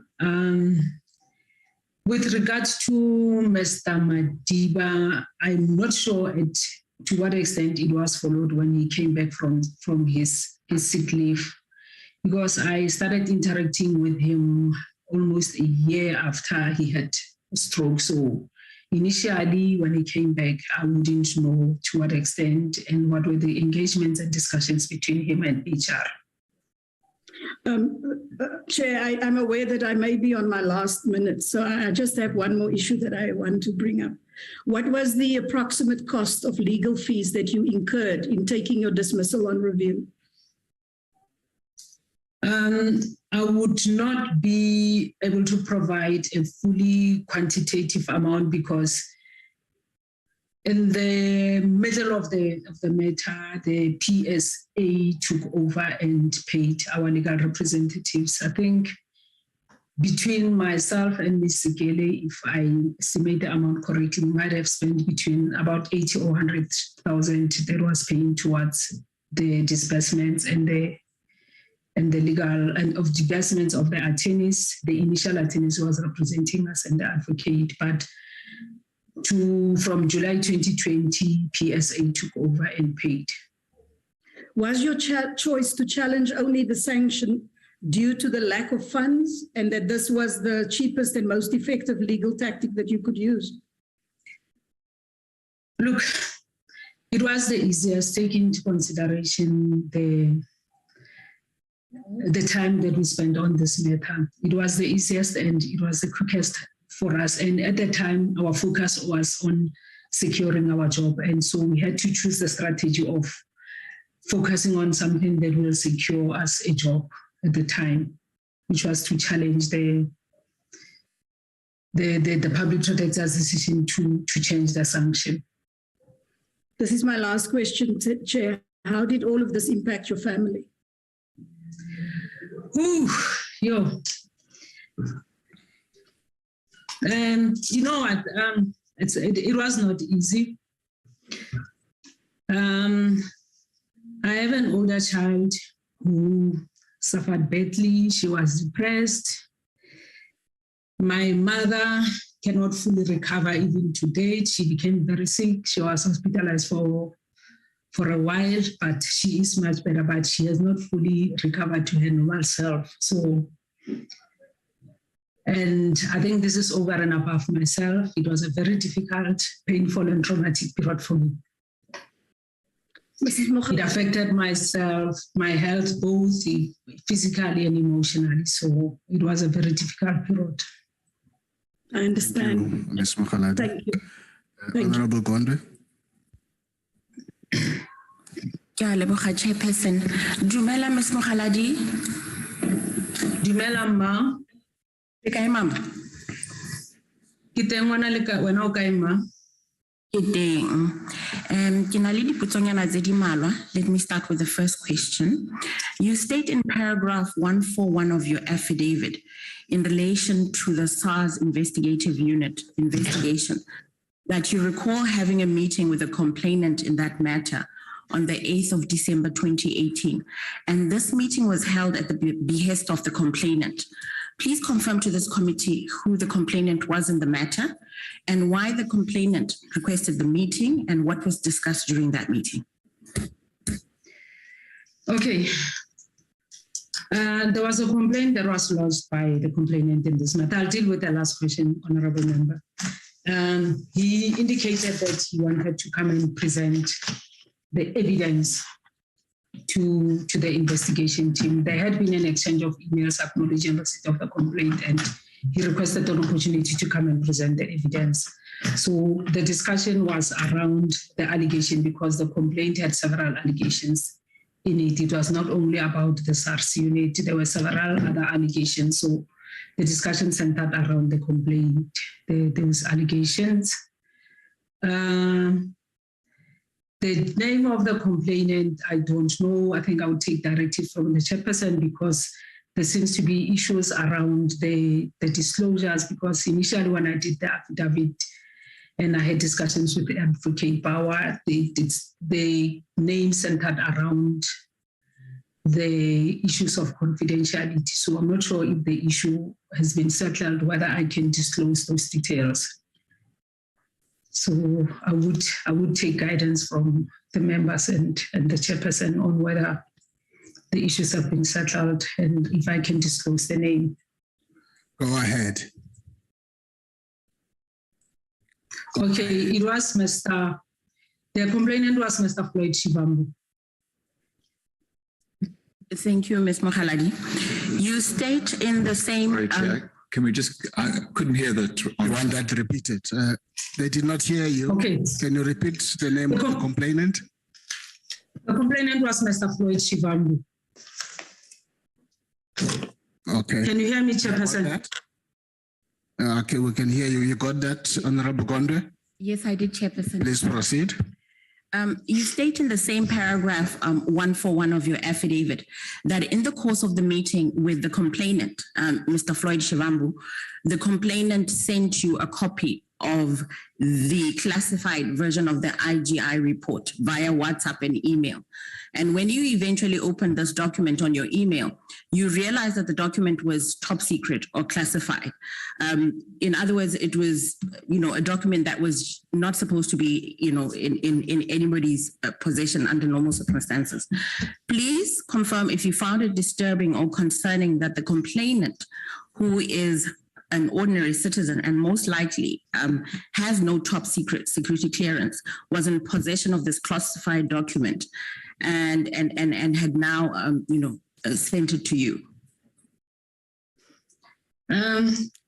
As stated in my affidavit, I didn't go beyond the first 2 pages because I thought it was an SSA. I didn't per se relate it to the SARS unit. So I was concerned. That is why I never opened the document further. I did not print nor disseminate it further. Because the first pages indicated that it was secret from the second page. Thank you. So you're confirming that you were concerned and did you feel disturbed as well? I was concerned, disturbed, not really disturbed. I was just concerned about the implications or just having that document sent to me. So I was concerned. Can you just elaborate on your concern? I mean, where did it emanate from? From the fact that the document was top secret, classified, or that was in possession of someone who you were not sure has a top secret clearance? No, I didn't. My concern was around the fact that it seemed, when you read the headings, it seems as if it an SSA secret document. And with regard to the complainant, I didn't know his security, whether he had security clearance. So it was more around the document itself. And the fact that it might be something that like as it stated, that it was secret. So my concern stemmed from the fact that it was a secret document. Thank you. In paragraph 143 of your affidavit, you state that you were included in emails relating to the IG report, including an email dated 20 February 2019, indicating that the Minister of State Security at the time had delivered a letter to the Public Protector expressing her sentiments on the Public Protector's possession of this IGI report. Did you agree with the sentiments expressed by the Minister of State Security in the letter, with respect to the Public Protector's possession of the report? And are you able to confirm if Mr. Mataboge, the late Mr. Nyembe, and Ephraim Kabindi all had a top secret clearance at the time? Okay, Honorable Member, with regard to the sentiments that were shared between the sentiments of the minister, I think at the time the question was whether or not, because the Public Protector was requesting a copy of that matter, and the debate that we had in the organization was, look, to what extent can documents of that nature be afforded to the Public Protector for purposes of investigation? Hence, I think even in that particular email, it starts by saying, can we get legal advice on whether the information could be provided to the Public Protector? Because what we were looking at, it was a broader discussion around similar complaint, not necessarily this one, to say to what extent, if we are dealing with such investigations, can the minister and the department cooperate with the Public Protector? So I think the clarity that was sought, it was around that cooperation between the office on such issues. And as regards the security clearance of Mr. Matabuche, Kabinde, and Nyembe, I don't know about that. I don't know there because we don't often discuss such issues, so I don't know. All right, thank you. You state in paragraph 144 of your affidavit that you understood from the public protector's instructions to the legal services manager that the public protector also had access to the IGI report. Are you able to confirm if the public protector had access to the same version of the report that the complainant sent to you via email and WhatsApp? No, I'm not in a position to confirm because I had never seen the document that was in the public protector's possession, and the one that I had, I never went into the details, so I would not be able to confirm because I did not read the one that was sent to me, and I have not seen the one that was in possession of the public protector. Thank you. We heard evidence from Mr. Tebele last week that the Office of the Public Protector maintained close links or ties with the State Security Agency. And Mr. Ndo also, informed this committee that there was open communication between the Office of the Public Protector and the State Security Agency. This is under Advocate Mkhwebani's tenure. We also heard evidence of how someone was seconded to act as CFO from the SSA and how the SSA sat on the appointment panel that appointed Mr. Boldo Neshunji. Would you agree that indeed the Office of the Public Protector under Advocate Mkhwebani maintained close links or relations with the SSA? And if you agree, please elaborate and be specific in your response. Okay. I agree that based on my experience, the level of interaction and involvement by the SSA increased during the tenure of the current public protector, and based on those cases, because at some stage we even went to the extent of requesting or getting their quotation on them developing a case management system for the office. So I would agree that it was the involvement was more extensive than during the previous periods.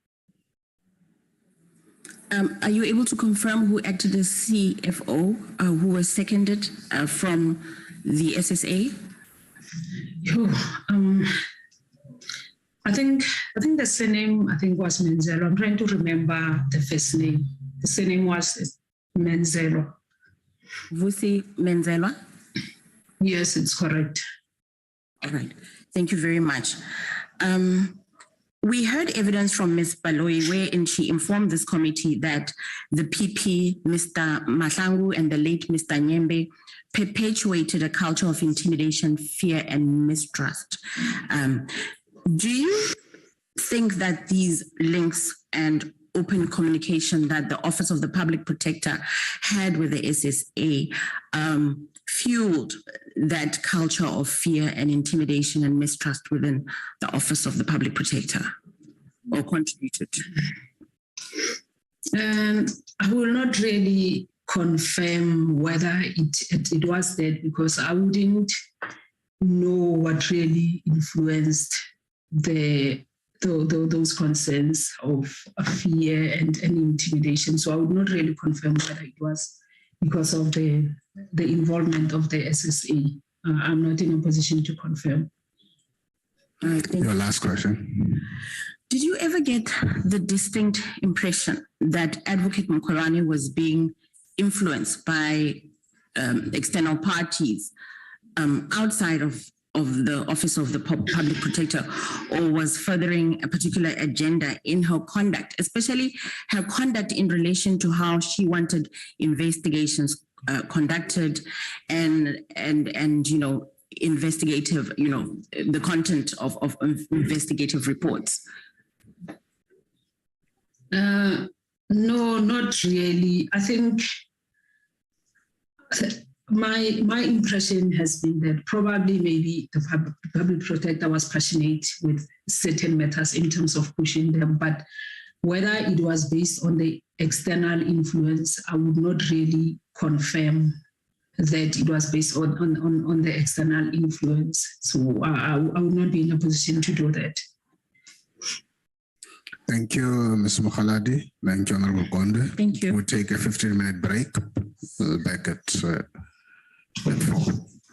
Recording stopped.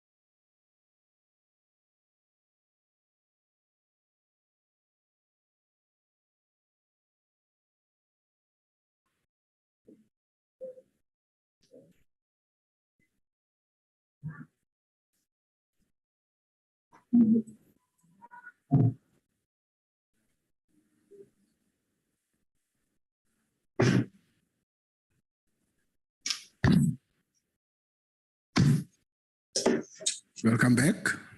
Thank you, colleagues. We'll resume. Ms. Mogaladi.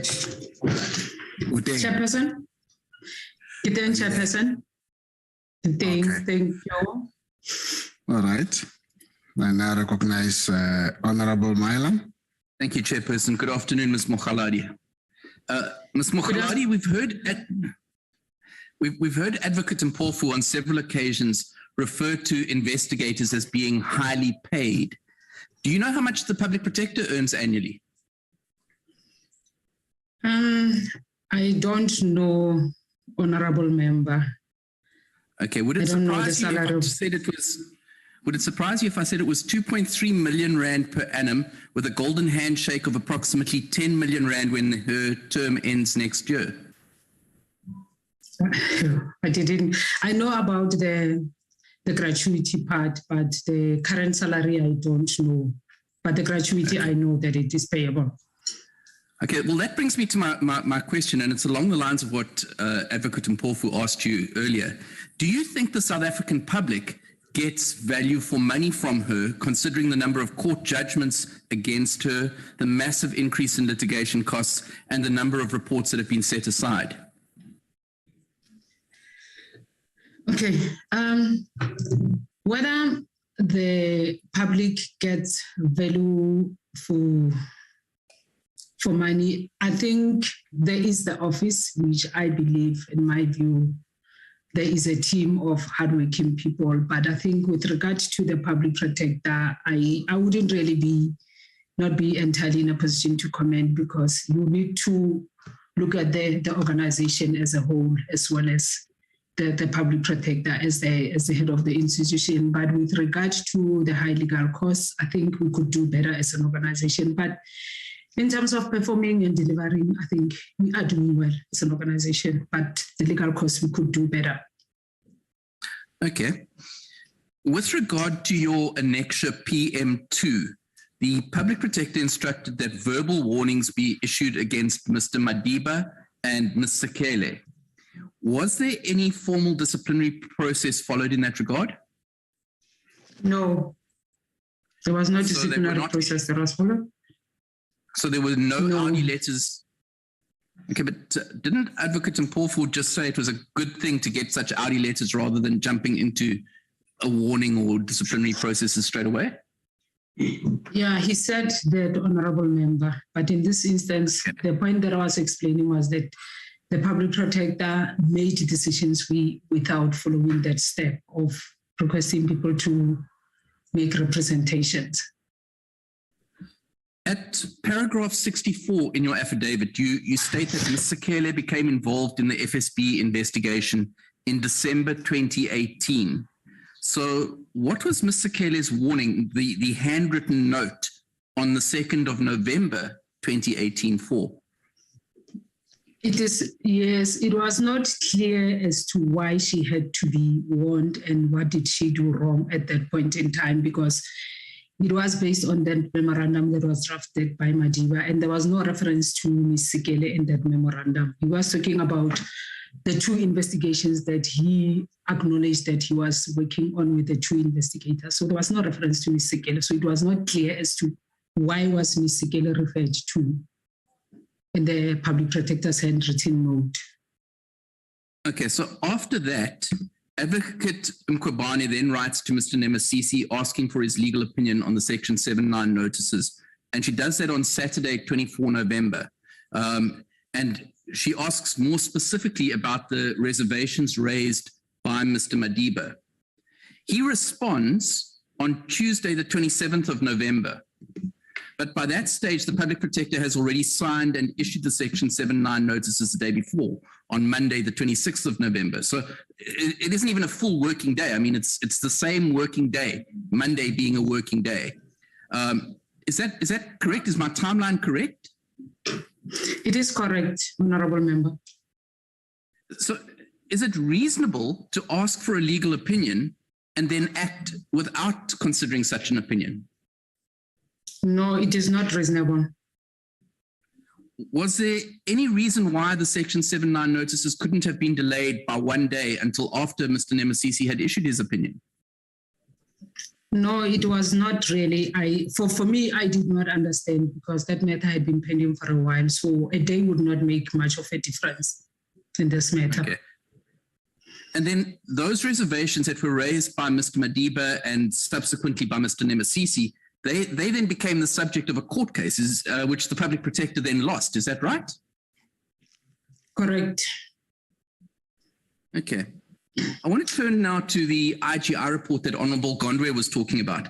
When that report came into your possession, what steps were taken to secure the report by yourself or by anyone else in the Office of the Public Protector? That report, I can only talk about myself, the one that was sent to my email. I did not print the report or disseminate it further. Neither did I share it with the investigation team. So it remained on the emails. So it was never shared. Nothing was done about it. Now, that was on the 8th of December 2018. But then on the 31st of January 2019, you had a meeting with the IGI. And I want to know this, was the matter of that report discussed in that meeting? Yes, it was indicated in that meeting because I think part of the discussion was that the public protector had indicated that an anonymous complainant had dropped a copy of that report in an envelope at the reception. So there was discussion about that matter, but what I had noted is that over and above the report being emailed to me, it was also dropped at reception. But like I said, I had not read that in full detail. And when you read that report from the first 2 pages, you would not really know that it is the SARS unit report because the heading is different. It talks about state security. So what was in my possession initially, I thought that it was just one of the SSA reports. That is why I never even went beyond those pages. And it was when the evidence leaders alerted me that, and then we started comparing the first 2 pages and I confirmed that it was a similar report. Did the IGI in that meeting, did the IGI know exactly what report was being discussed, what the nature and details of that report were? Yes, the IGI was aware of the report that was being discussed based on the interaction during the meeting.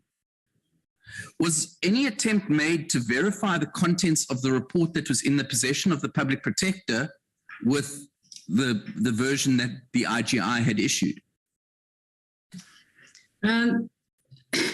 At the stage of my involvement in this matter, no, I don't know if maybe subsequent to that it was ever done because at the time the IGI had not handed over the report to the public protector. That meeting of the 31st, the IGI was reporting to the public protector that he has received the public protector's request for that report, and he was briefing the public protector on the process that he was following to get the minister to release that report or to get the DG to declassify the report or to redact. So the discussions was around how is that a copy of that report going to be made available to the public protector at the time.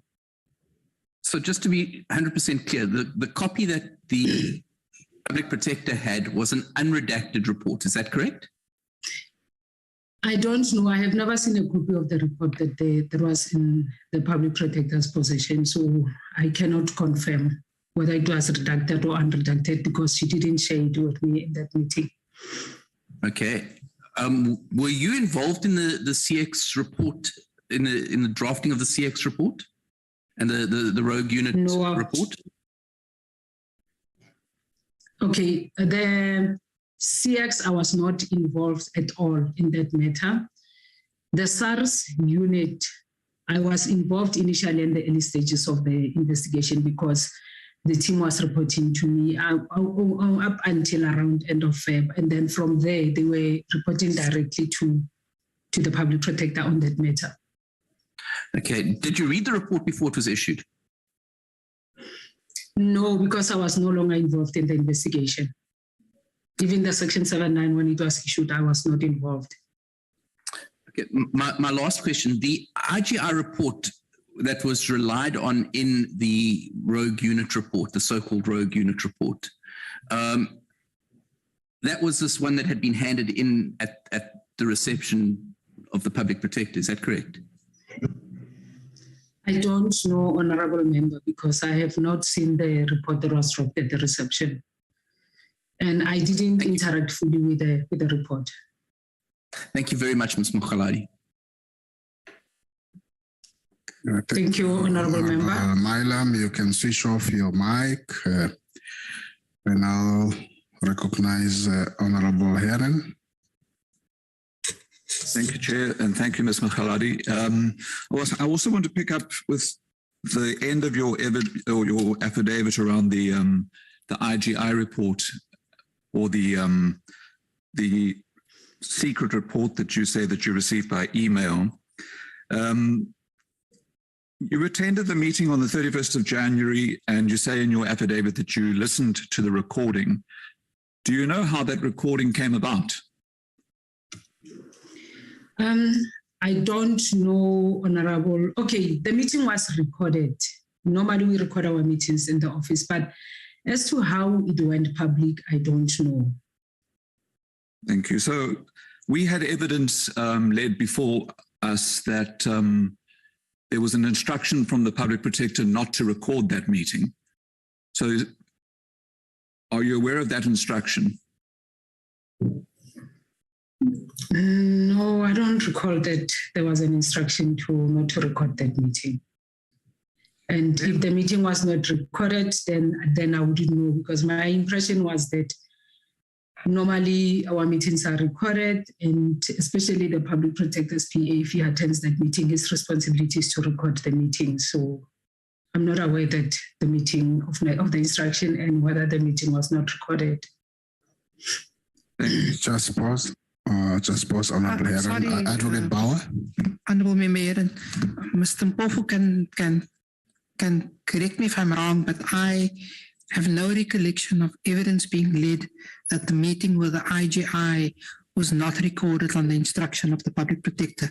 On the contrary, the evidence was that at the start of the recording, the public protector says that the meeting is to be recorded. Sorry, I may be mistaken, but I thought Mr. Kakana's evidence was that he was instructed not to record the meeting. Was it a different meeting? I think you've got meetings confused, and that's the meeting with the SSI. Yes, yes, it's two things. Yeah, yes, Ms. Bauer is correct. In respect of the meetings with the Security State Agency, the allegation was that the public protector concealed that meeting in the report, which is false, because Mr. Kekana showed us where she was done. But I think the problem is, as far as the president's meetings are concerned, it was just the wrong president. The one president's meeting was in the CX matter, and then this one is in... Okay. Sorry, Ms. Mogaladi, I have the wrong meeting there. During the meeting with the IGI, did you... what I think the part that I don't understand is why you received this report, closed the email, and never disclosed it to anyone that you received this report.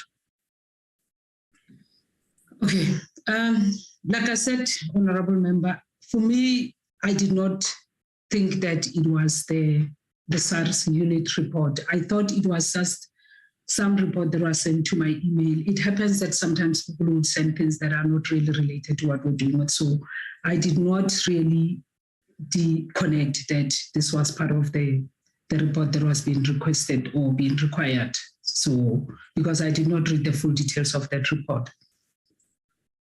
Now, if I have the correct meeting, is that the one where we had the recording, Chair, played to us? Come again, sorry. I'm asking to make sure that I have just the right want to meeting. make sure now.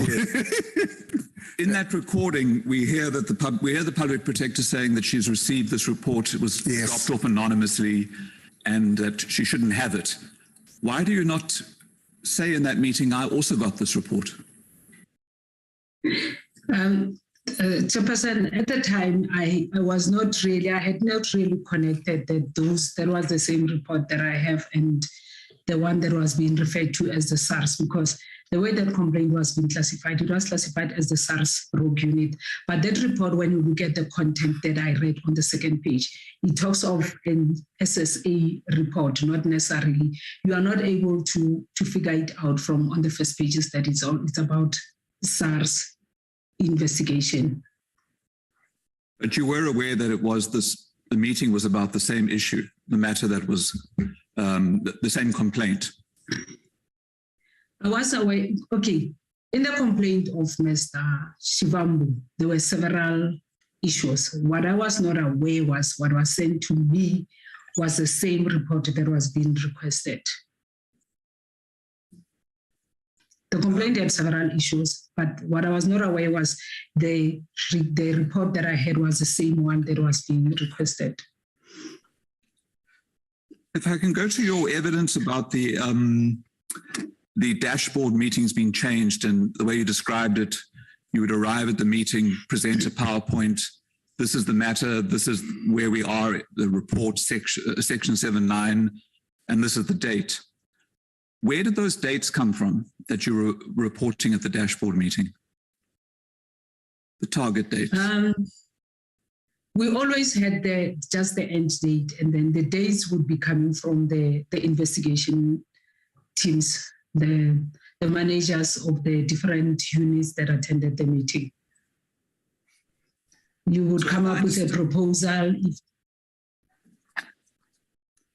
So you would arrive at these meetings, present dates, and there were dates that had been determined when the matter first came in. Is that what you're saying? The end date? No, the way it happened, let me make a pretend example with the dashboard that I attended in January. I think it was around the 20th or the 21st of January. I would come in with a list of my cases, but the decision would be all cases that are older than 2 years must be finalized by the 31st. So if in my list, I had 100 cases that are older than 2 years, so the date for the various product, they would not go beyond the 31st of March. So it would be from end Jan to the 31st of March. Because in some instances, much as you might be having an investigation plan, because the matter might have gone beyond the date on which it was initially planned to be completed. So the end date would be the one that says 31 March, and then you would be working from the date of the dashboard to the 31st of March. But some of what you were reporting was the dates for Section 7.9 notices.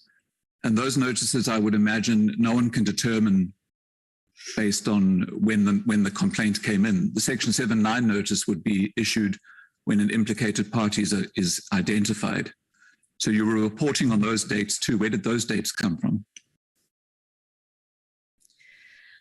They would be coming from our estimated planning. Like, for instance, when it came to the Section 7.9 notice, you would either indicate either a Section 7.9 or a discretionary notice. If you don't issue a 7.9, then you have to issue a notice to where you are informing the complainant that their complaint is not substantiated. So if it's not a 7.9, it would be that notice to the complainant. So we would normally estimate based on where the matter is to say, this is what it would take for us to do that. But it might be easy to estimate, particularly on advanced investigations where what is required is just the drafting.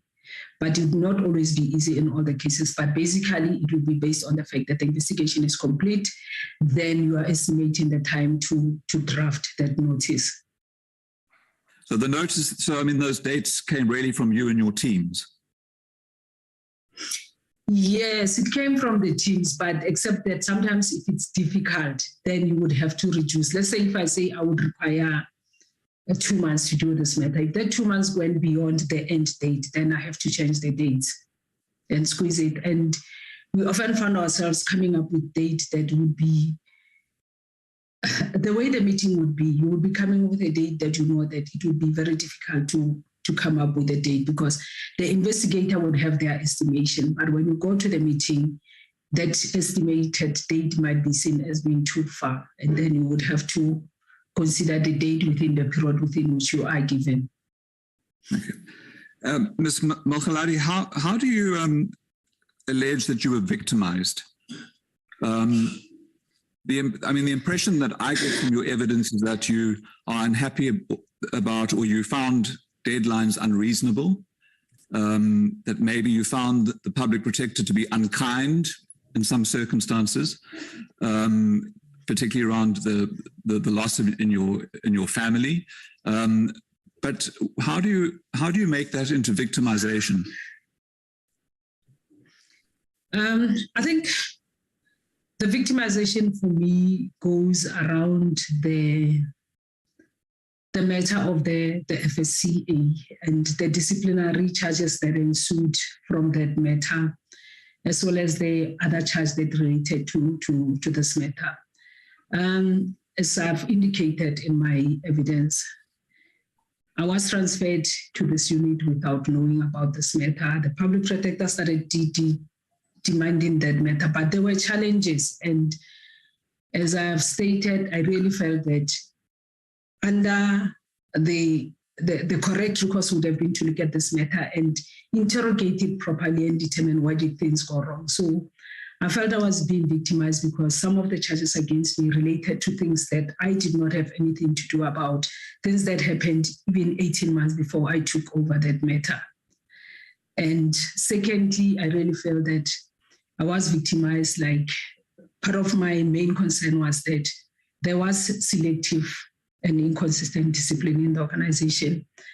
There have been several reports that have been taken on review. No one has been disciplined except the three of us relating to a report that has been taken on review. And the circumstances are different. In some instances, it's even worse because the office has spent millions defending those cases. So I feel that out of the whole organization, just to select only the three of us just for one case, whilst there are several cases that defending them ran into millions, I feel that it is victimization as far as you are concerned. And even with the last case, when you interrogated, there had been a court order, the office had paid costs, but to just single that out to say you failed to finalize that investigation within a deadline that is well known that it was unreasonable according to the office standards. So that's why I feel that I'm being victimized.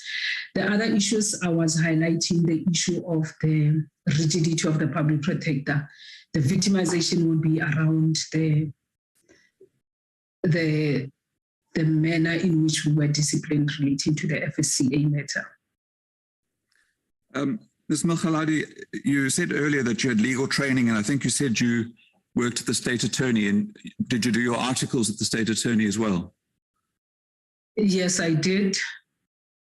So, I mean, I would imagine that you're used to unreasonable deadlines, large volumes of work arriving at the last minute, especially in the state attorney's office, where review applications are often brought, where government members of the executive are sued, interdicted.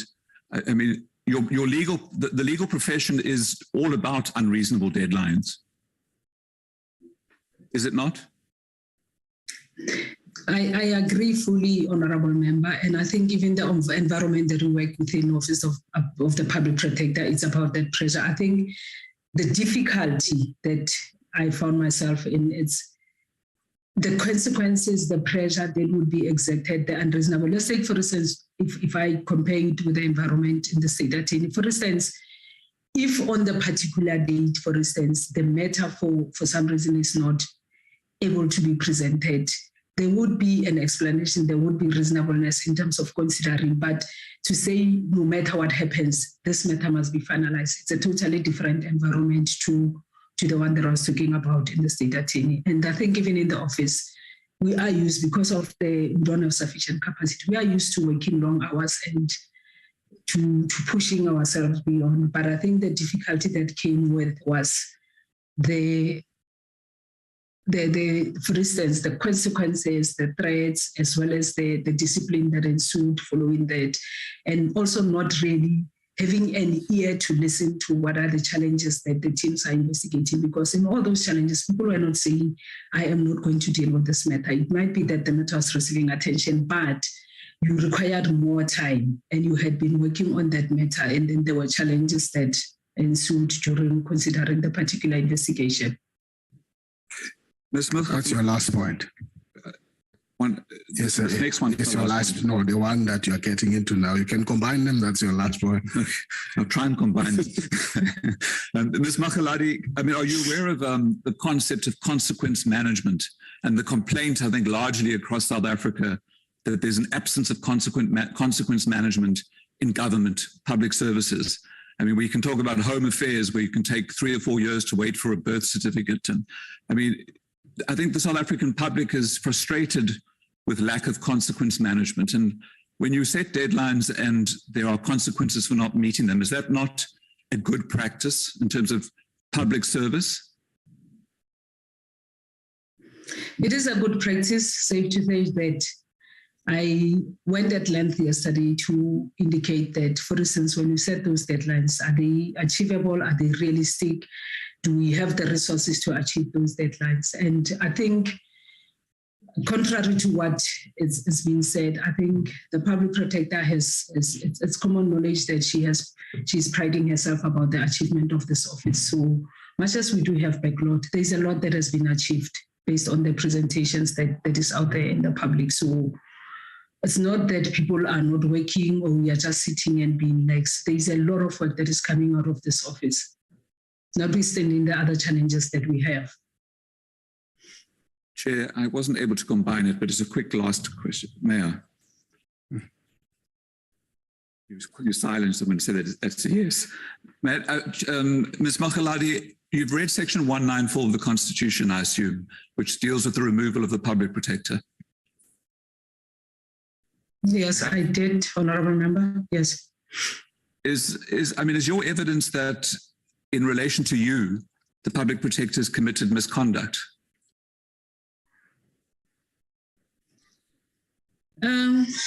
I related my experience. It is for the committee to determine that. Thank you, Ms. Mogaladi. Now I recognize Honorable Skosana. No, thank you very much, Chair. Good afternoon to everyone. Dumelang, Ms. Mogaladi. Dumela, Honorable Member. How are you well? Ms. Mogaladi, would you say when the PP set the unreasonable targets that you referred to, she was oblivious to the reality of the nature and complexity of investigation you had to deal with? Or would you say she had knowledge but simply sought to make the working environment difficult?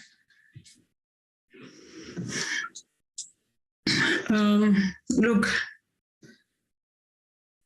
I think oblivious, I don't think so. I think public protector had knowledge on some of those cases, and whether she was aware that she was making the environment difficult, I don't know. I cannot confirm, but I think in some of the cases, she was aware of the complexity and the challenges on the cases. So I can't say that she was oblivious. And as to her ultimate intention, it becomes a bit difficult for me because I cannot confirm that. What is your view on the culture of Audi letters? Is it a good culture or it's a bad culture? In my view, look, it's a bad culture. I believe that it's something that Audi as a process, it is fine, but I believe that it has to be preceded by other measures. But to use it as a way of forcing performance, it is not good in my view, because I believe that as a leader of the organization, you have to build a team. And if you pick up that there are those that are pulling behind, it is your responsibility as the leader. If you are driving at 200 kilometers, it's your responsibility to pull them and make sure that they fully understand your vision, they walk at the same pace as you do, because if you don't, it might be that probably there isn't that synergy between you and the team, and that's why it becomes a problem. So I believe that Audi and the ultimate enforcing of the threats and all those should come as a last resort, where you have put in all measures in place. The downside of it is that sometimes it can even discourage some of your good workers and your hardworking team members, because they would live in that fear that should I just miss something, then there might be consequences. So it is good if maybe you have done everything that you are required to do as a leader and you realize that in this instance it's simple defiance. Then you can give people Audis and then enforce appropriate, but just to have it like all the time, even for no reason, I don't think it's proper. So in other words, it's a good culture provided that it is not abused. Would you agree to that? Correct. I agree, Honorable Member. Okay. In paragraph 123 of your affidavit,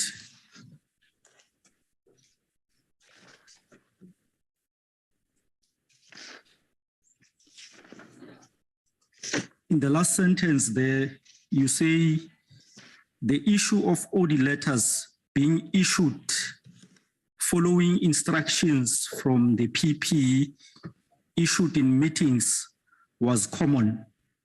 Do you see that? Yes, I can see that, Honorable Member. So I just want to find out for the period between October 2016, after the arrival of the public protector, and May 2018, when Mr. Mahlangu was appointed, was it also common during that period? It happened there and there, but it wasn't that common. I think it became more popular towards the end of, from mid-2018 onwards. But before it wasn't. It was there, but it was not as prevalent as it later became. So would you attribute it to the PP or to Mr. Mahlangu, the then CEO?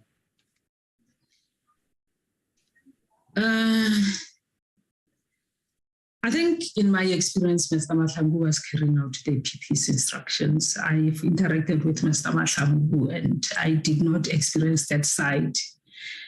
But I think my experience was that he was carrying out the PP's instructions. Okay.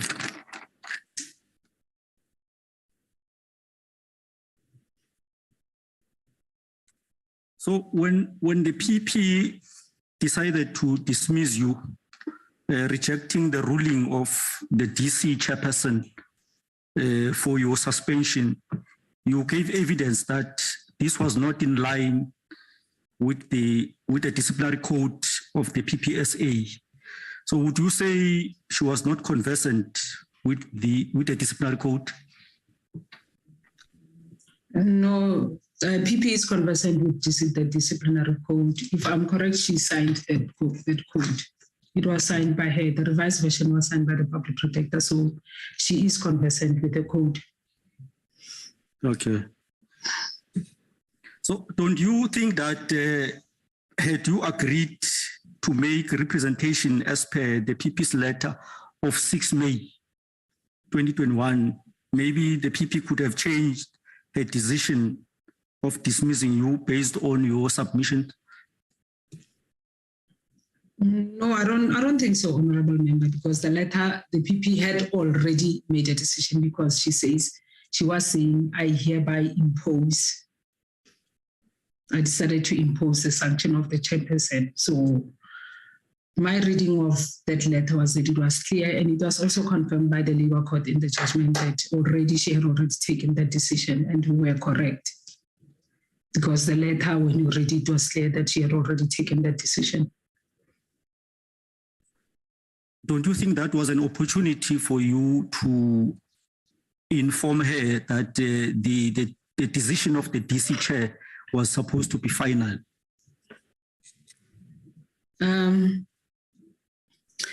I think at that point in time, Honorable Member, I think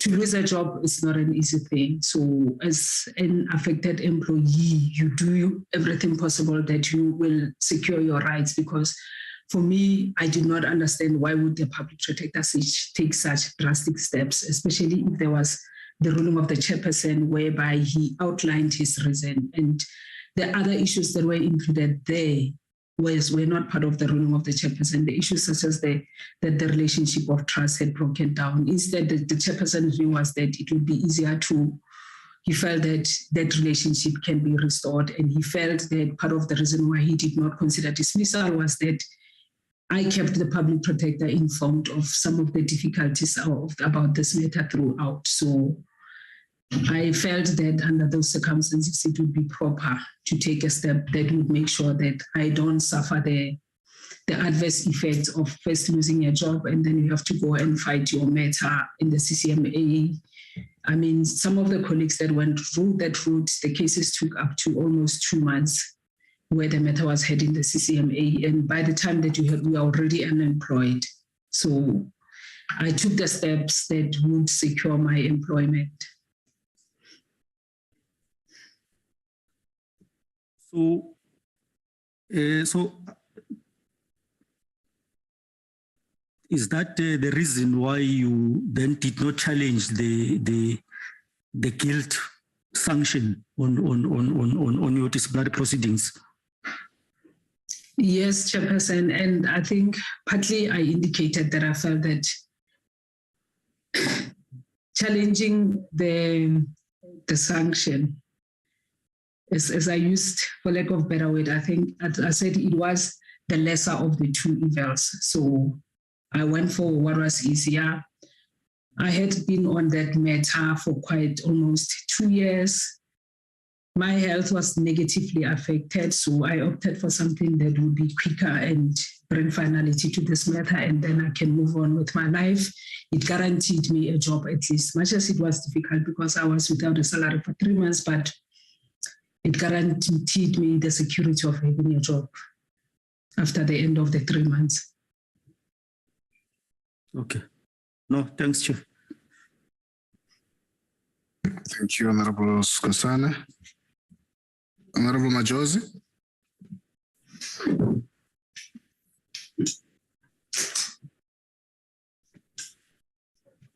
Honorable Zandile Majosi.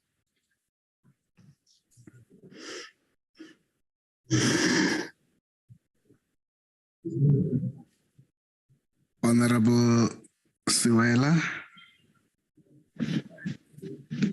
Thank you, Chairperson. I will close my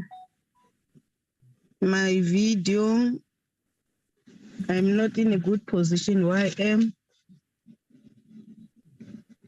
Yeah, please close it as soon as you can. Thank you. Go ahead. Thank you. Go ahead. Thank you, Chairperson. Can you hear me, Chair? Siyakuva sisiqhuba. Oh, ngiyabonga.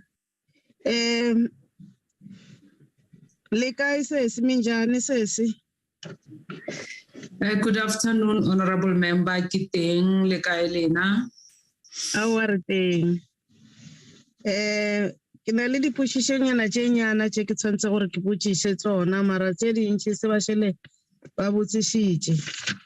In paragraph 33 of your affidavit, you indicate you were not given sufficient time to familiarize yourself with the facts of the matter.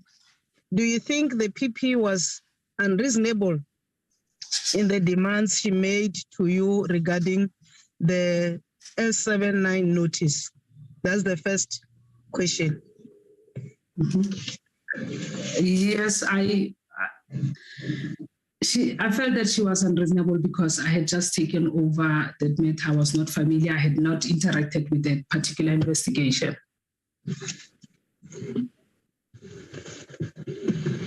Thank you. The second one is under page 38. The public protector, according to you, did not accept the request for extension by Mr. Madiba concerning the S79 notice. Did the PP fail to keep an open mind in her approach to investigations and the processes undertaken to conclude this matter?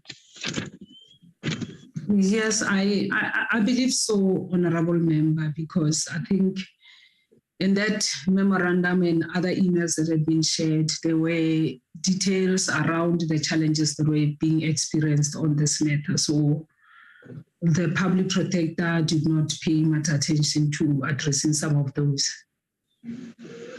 Thank you. And issue of Audi letters. I heard other honorable members have asked you, but I just want you to confirm one thing for me. Considering how employees were threatened with these Audi letters, would you say this created a culture of fear in the OPP? It is correct, Honorable Member.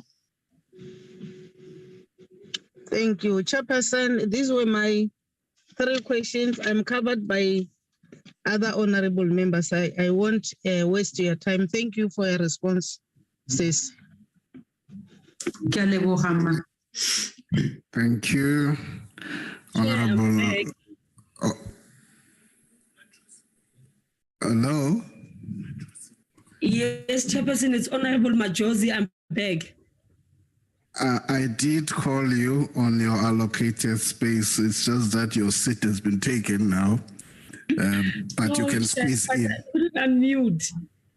Come in. Problems. Okay, thank you, Chair. Just for evidence, this is me. I am here, but can I switch off my video due to network?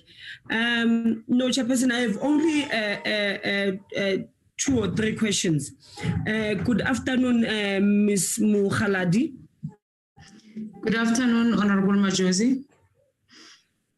And on your affidavit, on paragraph 4 of your affidavit, you state that you have been personally threatened by the PP with disciplinary action, and you provide details of these threats and harassment in the rest of your affidavit. As we understand, you have been working as a senior investigator for the PP office since 2000. Have you before faced any disciplinary actions prior to October 2019 and the events discussed in your affidavit as well? No, I have never ever been disciplined since I joined the Office of the Public Protector in 2000. It was the first time that I went through such a yes. Okay. At part E of your affidavit, and especially paragraph 74 of your affidavit, you deal with the disciplinary action taken against you and Ms. Sinkele. In your affidavit, no detail is provided on when you first received notice of the disciplinary action, and you state it was around about October 2019. Can you recall the exact date and where you were served with the formal notice, and furthermore, what in your experience was standard practice regarding disciplinary processes in the office? I was served, I think, either the 17th or the 19th of November. I don't recall just off the top of my head. I was called by HR and it was delivered by the driver at my house. They made arrangements for him to deliver. And with regard to the other disciplinary matters, I do not have much experience around that because I was not involved. I don't know how they dealt with the other cases.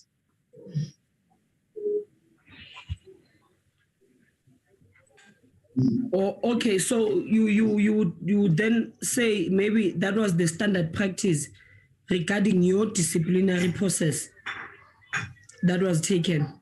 I cannot really confirm whether that was how it was dealt with in other cases, but in my case, it was delivered at my house because I was suspended. But the other cases, there would have been disciplinary matters where people were not suspended. I think with regard to that matter, the first person who was suspended was Mr. Gikana, who was served with charges. So I'm not familiar with how charges were served in his case, but between the three of us, it was delivered at our homes because we were not allowed to come to the office. Well, in your affidavit, when you said you had accepted the charges and maybe the verdict that was given to you, what was the reason for not countering the charges in front of you, or maybe saying that you do not agree with everything that was there, or you do not agree with some of the charges maybe that were pointed out? What was the reason for you to accept only and not have a process where you would want to take it further? That was my last. Okay. With regard to the charges, Honorable Member, we defended the charges, we presented our evidence, and the chairperson found us guilty on some of the charges. But the part that we did not challenge was the finding of guilt after we received the sentence, because we had an option to take the decision of the chairperson on review and challenge the outcome. So that is the part that we did not challenge, because the sanction came as a suspended sentence. And as I've indicated, it came with a different challenge to it, whereby that sanction of suspension was being changed by the public protector. But with regards to the charges, outrightly, I didn't accept them. We challenged, we responded, and we presented our case to the chairperson. No, thank you, Chairperson. Thanks. Thank you, Honorable Majosi. Honorable Mautwe.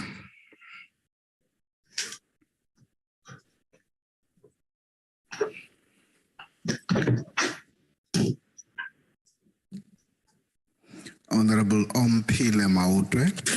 Oh, sorry, Chair. I was on mute. Busy talking alone here. Good afternoon to yourself, the committee members, and to Ms. Mogaladi. How are you, ma'am? Good afternoon, Honorable Mautwe. I am fine, Honorable Mautwe.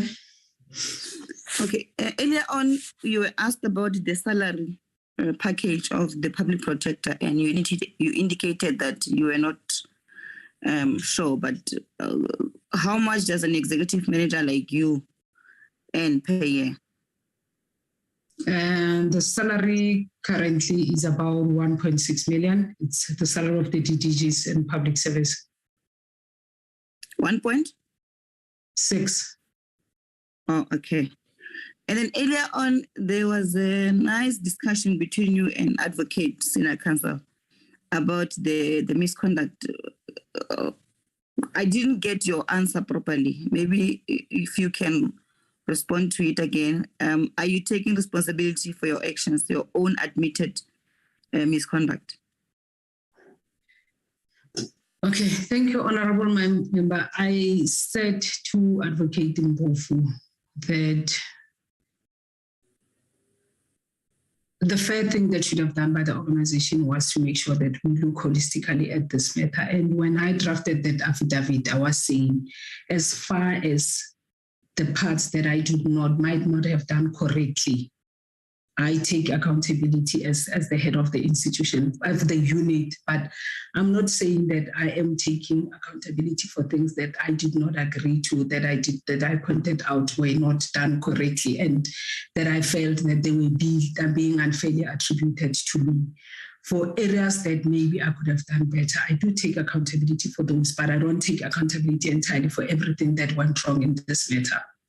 And I think part of the example that I gave to Advocate Mpofu was that I must take accountability that I should not have agreed to submitting that report within the deadline of 2 days. I should have rather faced the negative consequences, which was for me to be in discipline for not submitting it. But to agree to that pressure, I should take accountability for that probably I agreed that we would subject ourselves to that pressure and submit that. So that is the part that I was talking about. And when we drafted this affidavit with the legal representatives that were assisting us, our thinking was around that, where he was saying, look, you had the responsibility, you should have told the public protector and you should have faced the consequences of the failing to submit within the 2 days, but rather than agreeing to be pressured to submit the report within the 2 days as directed. So my mind when I drafted the affidavit referred to Advocate Mpofu was around those issues where I felt that I had control within the matter. Not everything that I was being charged about, because I don't agree with some of those things. Okay. Yeah, I thought it would have been a simple yes or no, but the explanation is welcome. Now, in the PLA retirement matter, were you involved in drafting the report? I made inputs on the section 7.9 when it was being discussed during the group discussions that the meeting that was convened by the former COO. Okay, and then at the meeting with IGI, where you were present, where you said that the classified report had already been published in the newspaper. To be exact, the Newsweek newspaper. Can you repeat the question, Honorable Member? Maybe I missed you. Yeah, I'm saying with regards to the meeting with the IGI, where you said that the classified report had already been published in the newspaper. I don't know if you understand the question. Is the Honorable Member asking me if I said that it was already published? Yes. No, I didn't say that, Honorable Member. I never referred to the Newsweek. But were you in that meeting? Yeah. Yes, I was. Was it brought to your attention that it has been already being published? No. What my recollection from listening to the audio recording, the public protector mentioned that the report was already in the public space. There was the discussion with the IGI. I might have missed the part where the public protector was referring to Newsweek, but my recollection when I listened to the audio recording, she was saying that report is already in the public space. And IGI also was confirming and agreeing with the public protector that he is aware that the report was already in the public space. Okay. So in this inquiry, we are meant to determine whether the public protector committed any misconduct or gross misconduct or was grossly negligent in the performance of her duties. Now, your evidence so far, Ms. Mogaladi, relates to how she treated you and other staff in the PP office. Do you consider the way she treated staff as constituting gross misconduct or negligence? I think my role, Honorable Member, is to share my experience. And I think it is for the committee to consider it and decide whether it constitutes gross misconduct. I don't think it would be proper for me to decide on that. I'm just presenting my evidence and the committee will decide. Okay, in your affidavit and in your evidence before this inquiry, you went at pains explaining and emphasizing that the office of the PP has had problems with backlogs of cases for a while. And the PP wanted to eliminate these backlogs. Do you agree? I agree, Honorable Member. Okay. And then in her attempts, now that's the PP, to eliminate the backlogs, she demanded the highest form of discipline and competence from her staff. Do you agree? I agree. Okay. And then earlier on, Advocate Senior Counsel Mpofu asked you I think it was yesterday, that after a disciplinary hearing, you took issue with the sanction, but not with the findings against you. Is it fair then to say that your skills and competency were not of the standard required by the PP to deal with issues such as backlog in the office? I do not agree, Honorable Member. Why? Because the fact that one report that I dealt with was taken on review, Honorable Member, cannot be a determining factor with regard to my skills. It is one matter that I inherited that came there. If maybe, for instance, if you were to say that all cases that I dealt with were taken on review, for instance, if you take the media briefing of the end of March where the public protector released this matter, out of the 11 reports that the public protector released during that media briefing, 6 reports were coming from my team and only one matter out of those was taken on review. So I do not agree that the one report that was taken on review can be a factor that determines my skill and my competency in this office. Okay, from your affidavit, is it correct to conclude that you led the team that investigated and wrote the FSC report? Yes, it is correct. And are you happy that it is now Advocate Mkhwebane who must take the flag for the substandard nature of that report? Look, Honorable Member, look, to say that I am happy that Advocate Mkhwebane has to take the flag for that, I don't think it's a fair question to me because firstly, that was not really my decision that the public protector should be standing before committee. And my understanding is that this is not the only report that the public protector has to face the committee. There are several incidents that are related to that. And I have been explaining since yesterday that, look, if there is a part that has to be attributed to me in the entire process, it's fine. I don't have a problem with taking accountability. But to say that the public protector is facing the Section 194 inquiry as a result of my conduct, I do not agree. There are several matters, there are several charges that the public protector is facing. And also importantly, the public protector appended the signature to that report. And I believe that as the head of the institution, unless if maybe the view is that the public protector, it's correct that the public protector just signed without agreeing to that. My understanding is that if I sign something, I'm agreeing and I should take responsibility and accountability for it. So I don't think it would be unfair to say attribute the entire Section 194 to one of the many reports that are being dealt with by the Section 194 committee. Ms. Mogaladi, is it fair that your subordinate was dismissed and you're still having your job as his boss for exactly the same misconduct? Honorable Member, I think in all fairness, I feel that it is being unfair for a suggestion to be made that I should be blamed for Mr. Madiba's dismissal. I did not take a decision about Mr. Madiba's dismissal. Mr. Madiba explained his challenges I have presented, so I feel that it's unfair to want to blame me that I have a job. Madiba doesn't have a job. I did not dismiss Mr. Madiba. And really, I feel that it's unfair, to suggest that this is a public platform. We're talking about someone who has passed on, who's not in a position to defend himself. So I really feel that it's unfair towards me because it creates the impression as if he was dismissed because of me. It's unfair. Now, earlier on, you said that, by the way, Mr. Malimo was dismissed by the independent chairperson. Am I correct? You are correct, Honorable Member. Okay. Earlier on in the Pillay retirement matter, you had said that your involvement was with regards to Section 7.9. Now, were you happy that you adequately dealt with the Section 7.9 notice? Okay.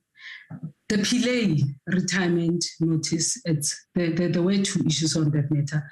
There was the issue of the complaint being referred late to the office, which was the the main reason why that report was set aside. There were the substantive issues that were being dealt with in that complaint. And I was happy with the approach that we followed, particularly with regard to the issue of the retirement. I was happy with the report as it was presented. So I just want to clarify that the report was not set aside because of the substantive issues in the report, but because of the fact that the complaint was referred to the public protector when it was already older than 2 years and there weren't sufficient exceptional circumstances.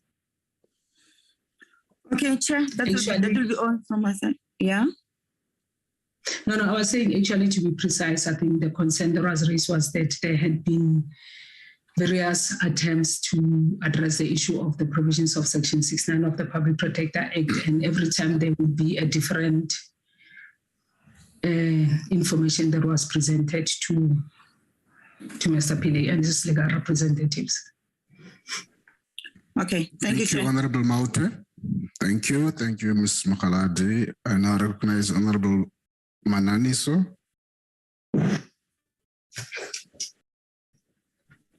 Thank you, Chair. Chair, am I audible?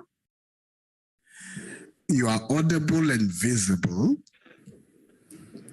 Chairperson, I've been disrupted. I just want to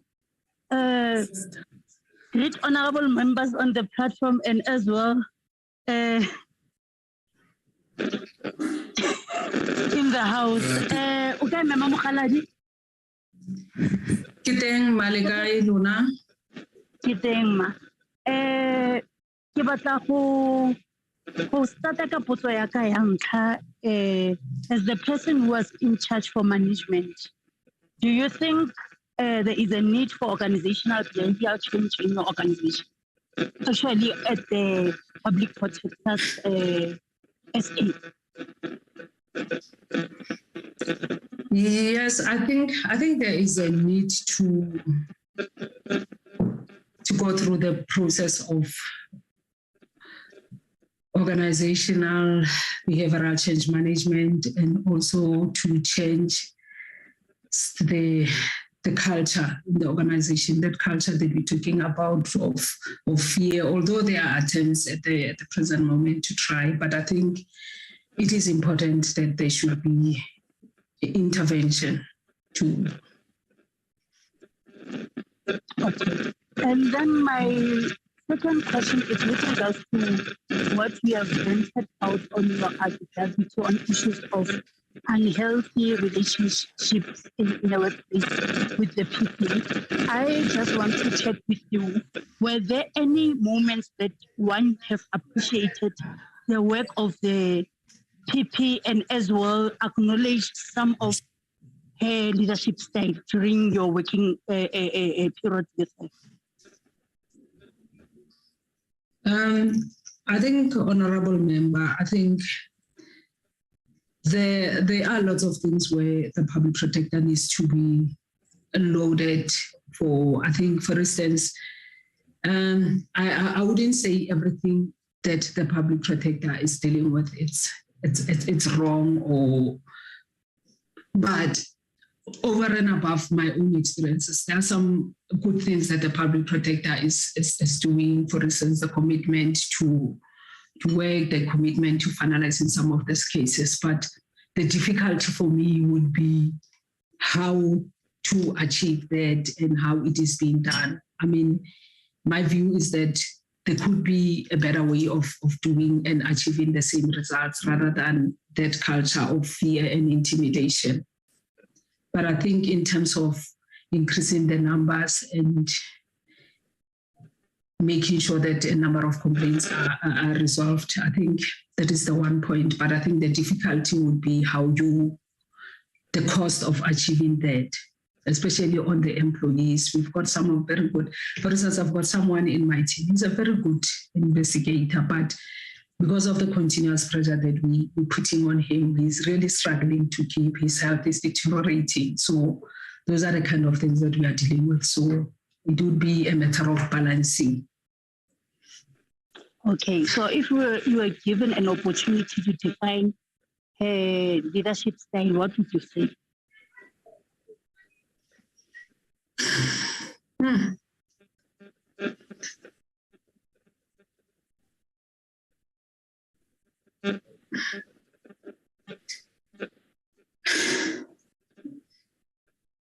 I'm struggling, honorable member, to really try to put it within the different definitions of leadership. I struggle a bit in terms of defining. I would say she is someone who's very rigid and much as she's disciplined, she's that hardworking person. I really find that she is too rigid, especially in terms of you consider the factors and the information that is being presented to you as the leader. I really feel that she is more towards the side of rigidity and really not being open to what is being presented to her and understanding and putting and objectively arriving at the viewpoint. So that's how I would describe it. Okay, ma'am. You on your affidavit, you are relating how some colleagues had to be, sick and so on. So I just want to check how effective is your employee wellness office if you have in the institution, and did some of you actually use it to actually deal with interventions for issues of dealing with tensions and workloads and things that you are going through as human capital in that particular institution? The employee wellness is more of a counseling service where you either can do that telephonic counseling where they assist you with coping mechanisms if you are not able to cope or if you are stressed. I believe from the reports that is being presented to management that it is being used by employees because normally HR would compare on quarterly basis. With the last report, it indicated the usage of the employee wellness program, the numbers have gone up. And personally, I have also used it as part of a coping mechanism where I struggled. So is it effective according to you that you would still think that there's a use of it having been there to assist employees, or it's just a matter of compliance? It is effective, but I don't know. Yeah, it is effective. From my experience and interaction with them, it was helpful. It was effective, but whether it is being used as it should be, it's another question. But I think from my experience, it was effective and it was very helpful. Okay, I just want to check as well with regards to incidents that you have related on with your relationship with the PP, where as people who were, working together in the institution, had you had some time to actually take care in confidence in terms of how you feel about things that she's actually doing in the institution or within your colleagues? Okay, I think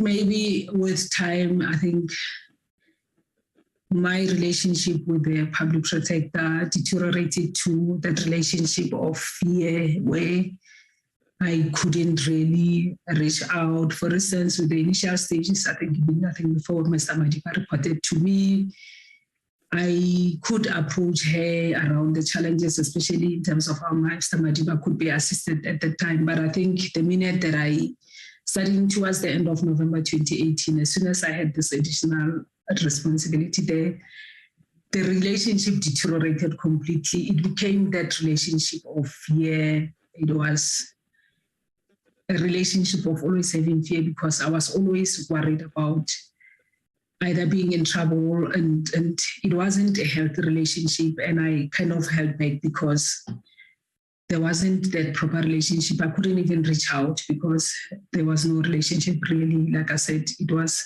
characterized by fear coming from my side. Okay. Ma'am Mogaladi, Do you feel you were victimized by the PP considering what you were subjected to? Yes, ma'am. I feel that I was victimized by the public protector. And there are parts of me that feels that probably that additional responsibility was a way of setting me up for failure. I really feel that I was being victimized. Okay. Thank you, Chairperson. That what I had for today is available. Thank you, Honorable Mananiso. Honorable Zungula. Thank you, Chair. Before I proceed, I still have the same issue as yesterday, Chair. So I request to keep my camera off. Go ahead, Honorable Zungula. We'll check your network, but proceed. Thank you. Me likai me. Honorable Zungula. Okay. I think my first question, Mayor, is that do you agree with the findings of the chairperson of the disciplinary hearing that you were grossly negligent and reckless in performing your duties? Honorable Zungula, I have explained that I do not agree, and earlier on I alluded to some of the reasons that I do not agree with the finding, but where I'm in agreement is that we didn't take it further, but I do not agree that some of those findings were correct. So, okay, when you're saying you didn't take it further, meaning you did not oppose those findings or challenge them? Yes, I didn't challenge them, Honorable Zungula. Okay, so as we speak, maybe those findings, there's nothing beyond those findings that would be different from the view of the chairperson. Yes, as it stands, the view of the chairperson it stands because we did not challenge it. Okay. All right. Then in paragraph 94, you stated that you wanted the court to compel the PP to implement the findings of the chairperson. Is this therefore not an admission that the disciplinary hearing and guilty verdict by the chairperson was justified, hence you were ahead with its recommendations? No, not really. I have explained, Honorable Zungula, that at the time, the sanction of the chairperson was the lesser of the two evils because I had to choose between that and the public protector outrightly dismissing me. So between the two, both are not right, but that seemed to be lesser of the two because, as I said, it guaranteed me that I would still have a job. I would be out of a job for 3 months. I would be without a salary for 3 months, but I would still have that security of employment. Okay. Also, on a different perspective, can you please read us the comforting messages sent to you by the public protector? I think it's PM 18A and PM 18B.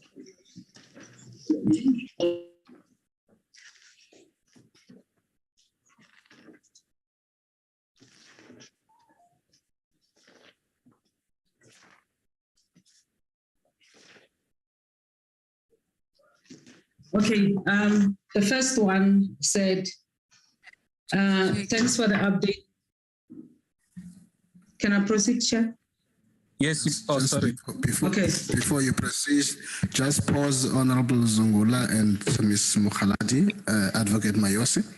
Chair, I note that Honorable Zungula asked the witness to read out PM 18A.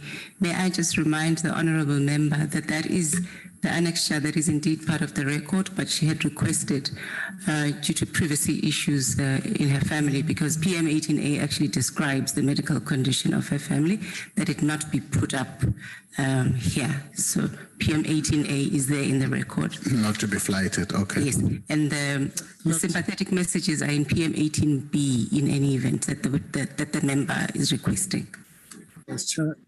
Okay. Yes, no, thanks. I was going to say that, yes, it's not just about flighting it up. It should not even be read, that one. So, because I think the gist of Honorable Zungula's questions is on the next page, not on the one that has the medical information. Correct. 18B. And just to confirm that what Advocate Maris is saying had been discussed with us and we had agreed that we won't go there. Okay, you got that, Ms. Mogaladi? Thank you, Chairperson. I got it. So, proceed. So okay, thank you. That's the message. The first message, thanks for the update, Bona. God is a miraculous God. And let's declare healing in your knees and cover her with the blood of Jesus Christ, and you and family keep strong. There is the following day after she passed on. This one was sent the following day after I had updated the PP that she had passed on. It says, "Good morning, Bona. My condolences to you and family. Indeed, God is the comforter and he will heal the pain of losing such a young soul. God be your strength. The funeral will be this week and ?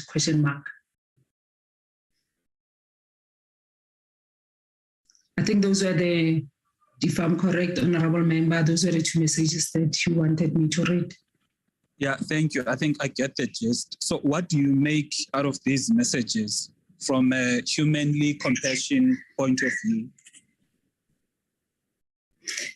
Look, Honorable Member, I think for me, this was coming from someone who was very supportive, who understood what I went through, and who had compassion with the situation that I found myself in. That's my understanding of the two messages. Okay, no, thank you. Then my next question is, in your affidavit, you stated that the DPP was assisting with file inspections. Was that not the support from leadership? And in your dashboard and file inspection as branch, did you not get a briefing about the matter? No, with the DPP, it was part of the support that I got from the former Deputy Public Protector with regard to that. But on the briefing on those cases, the list that would be presented to the dashboard would not contain the full details of the file. It would be a list in the form of an Excel spreadsheet that had the summary of the complaint and the status of where the case is. But the full briefing that I was talking about would be a full detailed. We do have a template that we normally use for handing over that contains the full details of the case. So there was the briefing that I was talking about. But from the list, I had those lists, but it was Excel spreadsheet list that was used by the team to report monthly. Okay. Let us say you were public protector at the time that Advocate Mkhwebane was public protector. And there is a backlog of investigations, and you do not get an extra budget, to increase staff. What would you have done to make sure that the investigations are finalized within a reasonable time frame? I think what I would have done, Honorable Zungula, would be to engage more with the team, fully understand the challenges that they are experiencing, and assist and work with them to overcome some of the challenges and the barriers that they were experienced, especially taking into consideration that you need to balance, as the leader, you needed to balance the fact that there was positive achievement, the number of reports that we had increased over the tenure of Advocate Mkhwebane. So if I were there, I would really strengthen that and really make sure that firstly I interrogate why are these cases not moving, and really address what are the root cause of that particular, because of the particular delays and challenges, because it's not that there was no performance. it is out there that the team was performing at high level. That is why that comparison, that compared to the previous public protectors, he has finalized more cases and finalized more reports. So there was something that was coming from the team. So I would have interacted with them on those backlog cases. And we had previously done that as an organization, and it was really helping, where we would sit and go through the details of the case, and as the head of the institution, provide that guidance and to unlock some of the challenges that were being experienced. Okay. Would you agree that the strategy that you are saying you would employ, not everyone, number one, would be happy or satisfied with that strategy? Number two, if someone else would have been public protector, maybe they would have their own thinking as to what would be the best way to deal with the situation.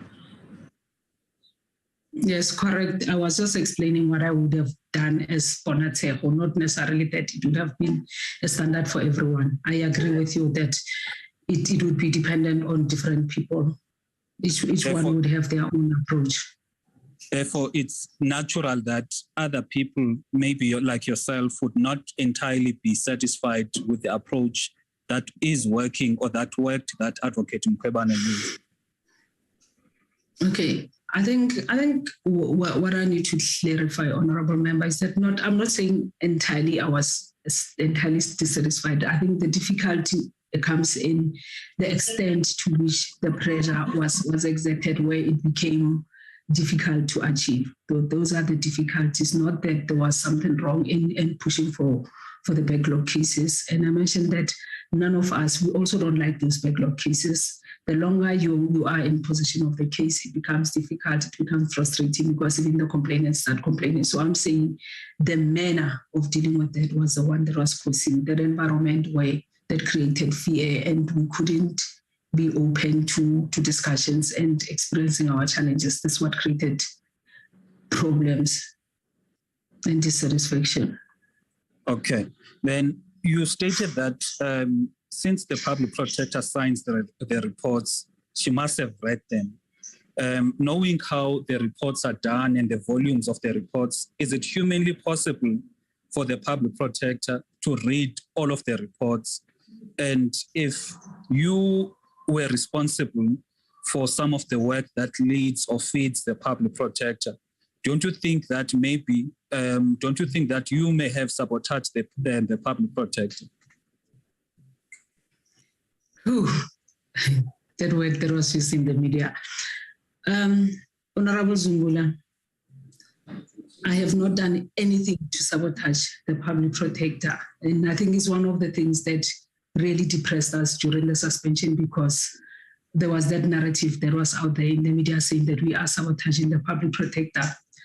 I have submitted various reports that the public protector have signed. Some of them have not been even challenged in court. So I had no reason to sabotage the public protector with just the FSCA report. So I do not agree. If anything, knowing who I am, I really feel that that is something that is really unfair, because that's not who I am, and I can never do that. Okay, is it fair that the public protector is subjected to personal cost orders from the court based on work that was done by multitudes of people? Okay, Honorable Zungula, my understanding is that personal cost orders were issued in specific reports based on what was presented to the courts by the public protector. And it was not really that in almost all the reports there were personal cost orders. Personal cost orders are always punitive based on the conduct of the parties. So it was not in all reports that there were personal cost orders. So if it was in the view of the court, they felt that under those circumstances, based on the conduct, punitive cost orders should be awarded. I really cannot express an opinion, because that was based on the merits and what was presented to the court. Okay, you also spoke about the breakdown in the relationship. Last point. Okay, thank you, Chairperson. Last point, Honorable Zungula. You said last point, not question, Chair. Thank you so much. So you stated that the relationship had broken down between you and the public protector. Now, should it happen that there's a breakdown in the relationship between a boss and the subordinate, from your perspective, what should happen? And if someone were to leave, who should leave? Honorable Zungula, maybe I might have been misunderstood. I didn't say the employment relationship had broken down. I said the relationship deteriorated and it became characterized by fear, which is something that is different from the employment relationship having broken down. I didn't say that the relationship broke down. And even the chairperson in the ruling didn't say that. And I believe that, look, it is part of the legislative framework. If the public protector felt that the relationship between her and myself was that she was no longer in a position to work with me, it had broken down, there are due processes that should be followed in dealing with that. So, and it has to be evidence-based. So in the disciplinary hearing, there was not the ruling of the chairperson, and I never said the relationship has broken down. I said it was characterized by fear. Okay, my last question, Chair. So, thank you, Honorable Zungula.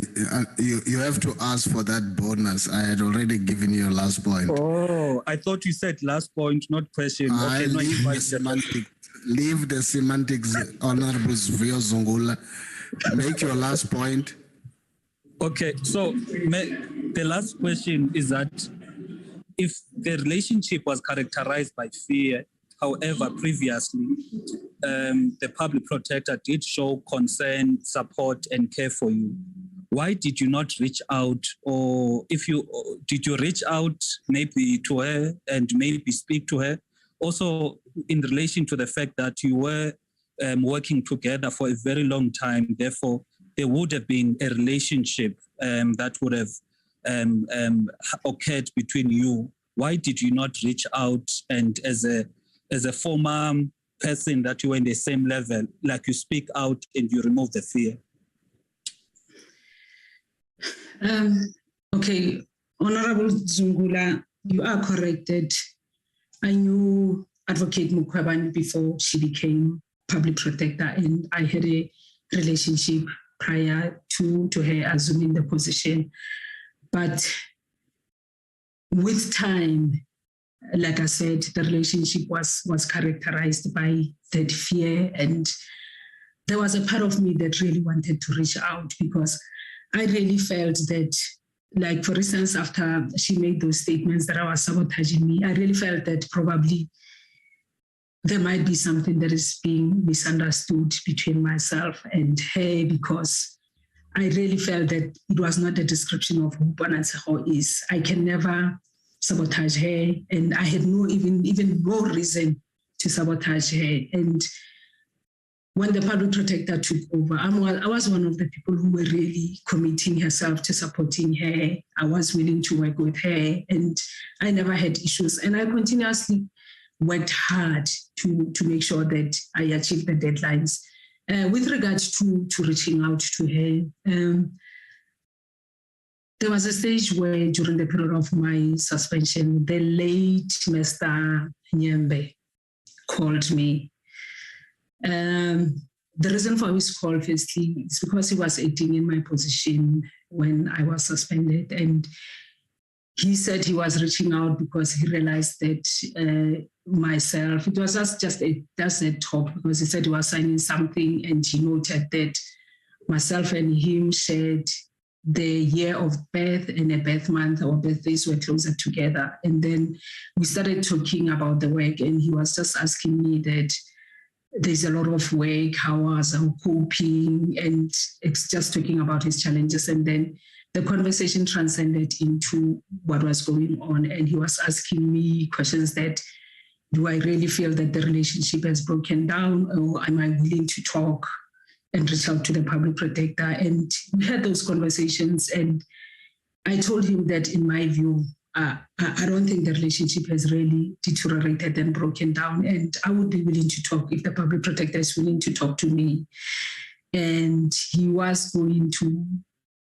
said he was not even sent to me by the public protector, and then he will find a way of trying to reach out and make sure that we do talk. But unfortunately, it never happened, and ultimately he passed on. So I had always been open. It was a question of how do we reach out, because I really felt that somehow I might have been misunderstood, and there might have been something maybe that I might have done to make the public protector to misunderstand me and start doubting me to the extent that she would feel that I would sabotage her.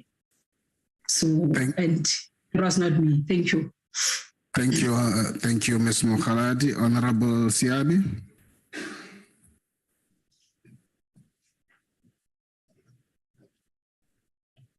Thank you, Chair. And evening to honorable members, Ms. Mogaladi, Public Protector and the team, and the our evidence leaders. Chair, I'm not in the same space with the Honorable Suela, but I'm also not in a favorable space. Can I keep my video off? Yes, please proceed. Just get closer to the mic wherever you are. Okay, let me try something. Sure. Try something.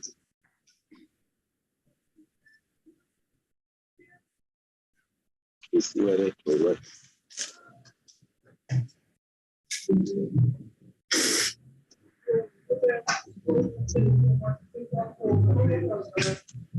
Am I better now? Yes, please proceed. Thank you, Chair, and good afternoon, Ms. Mogaladi. Good afternoon, Honorable Siabi. Thank you very much. Can you just, in summary, sketch your structural arrangement?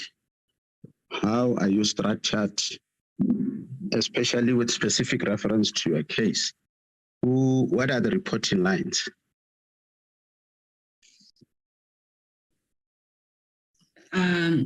Just to understand, Honorable Sabi, is it above me? Yes. Or at the time, okay, structurally, the level above me, I report to the COO, being the Chief Operations Officer. And as indicated, the Chief Operations Officer had dual reporting.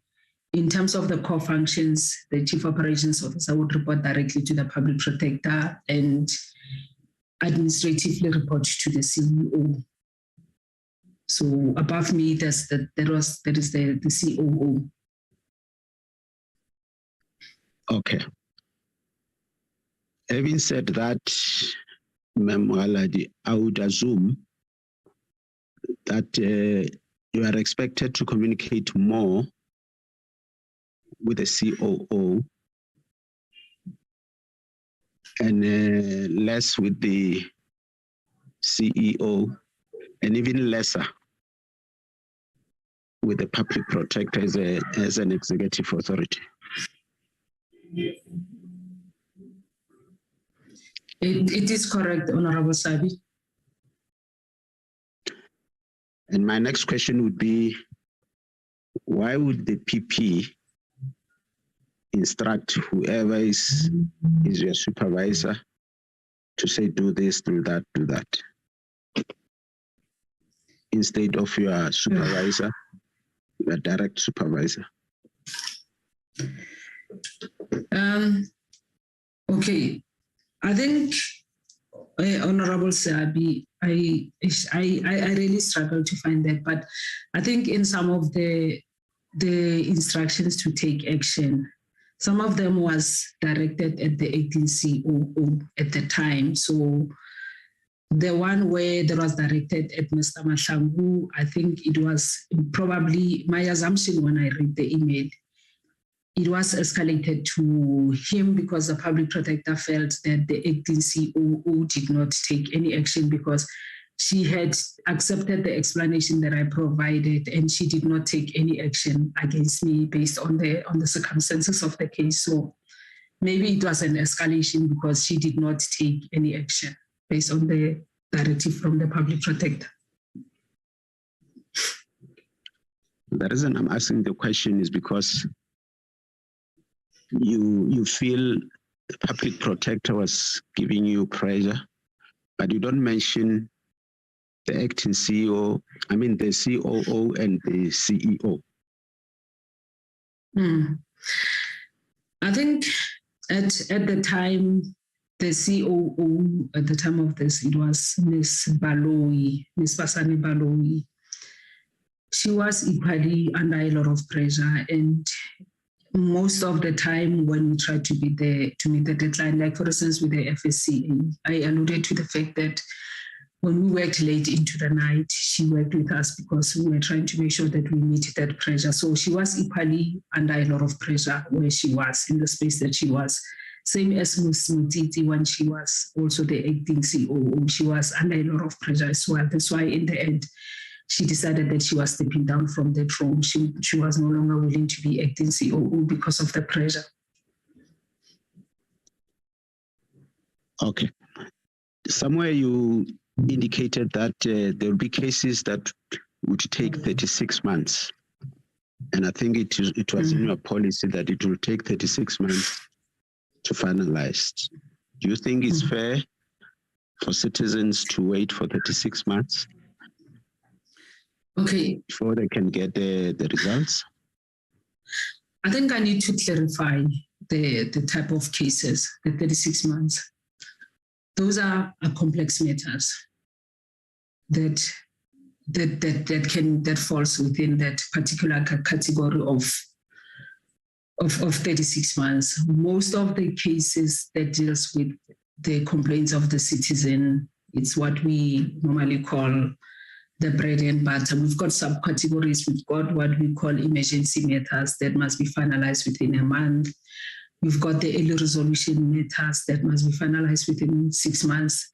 And the ones that are coming from the citizens would be complaints that are service delivery that must be finalized within 12 months. And we go at length to really classify the case properly based on its merit. So the 36 months so far in front of what is sitting in front of me, the only complaint that has been classified as falling within that category, I think I've got two complaints, the one relating to the IPP contracts and the one relating to the investigation into Kusile Medupi power stations. So it would not be just simple and ordinary bread and butter issues that are classified as falling within the 36 months, because we do understand that some of the citizens that approach us, they approach us where it is a matter of life and death, like issues, for instance, someone who's complaining about their pension would not sit with that matter for 3 years. The most that we can take with such a matter would be 12 months.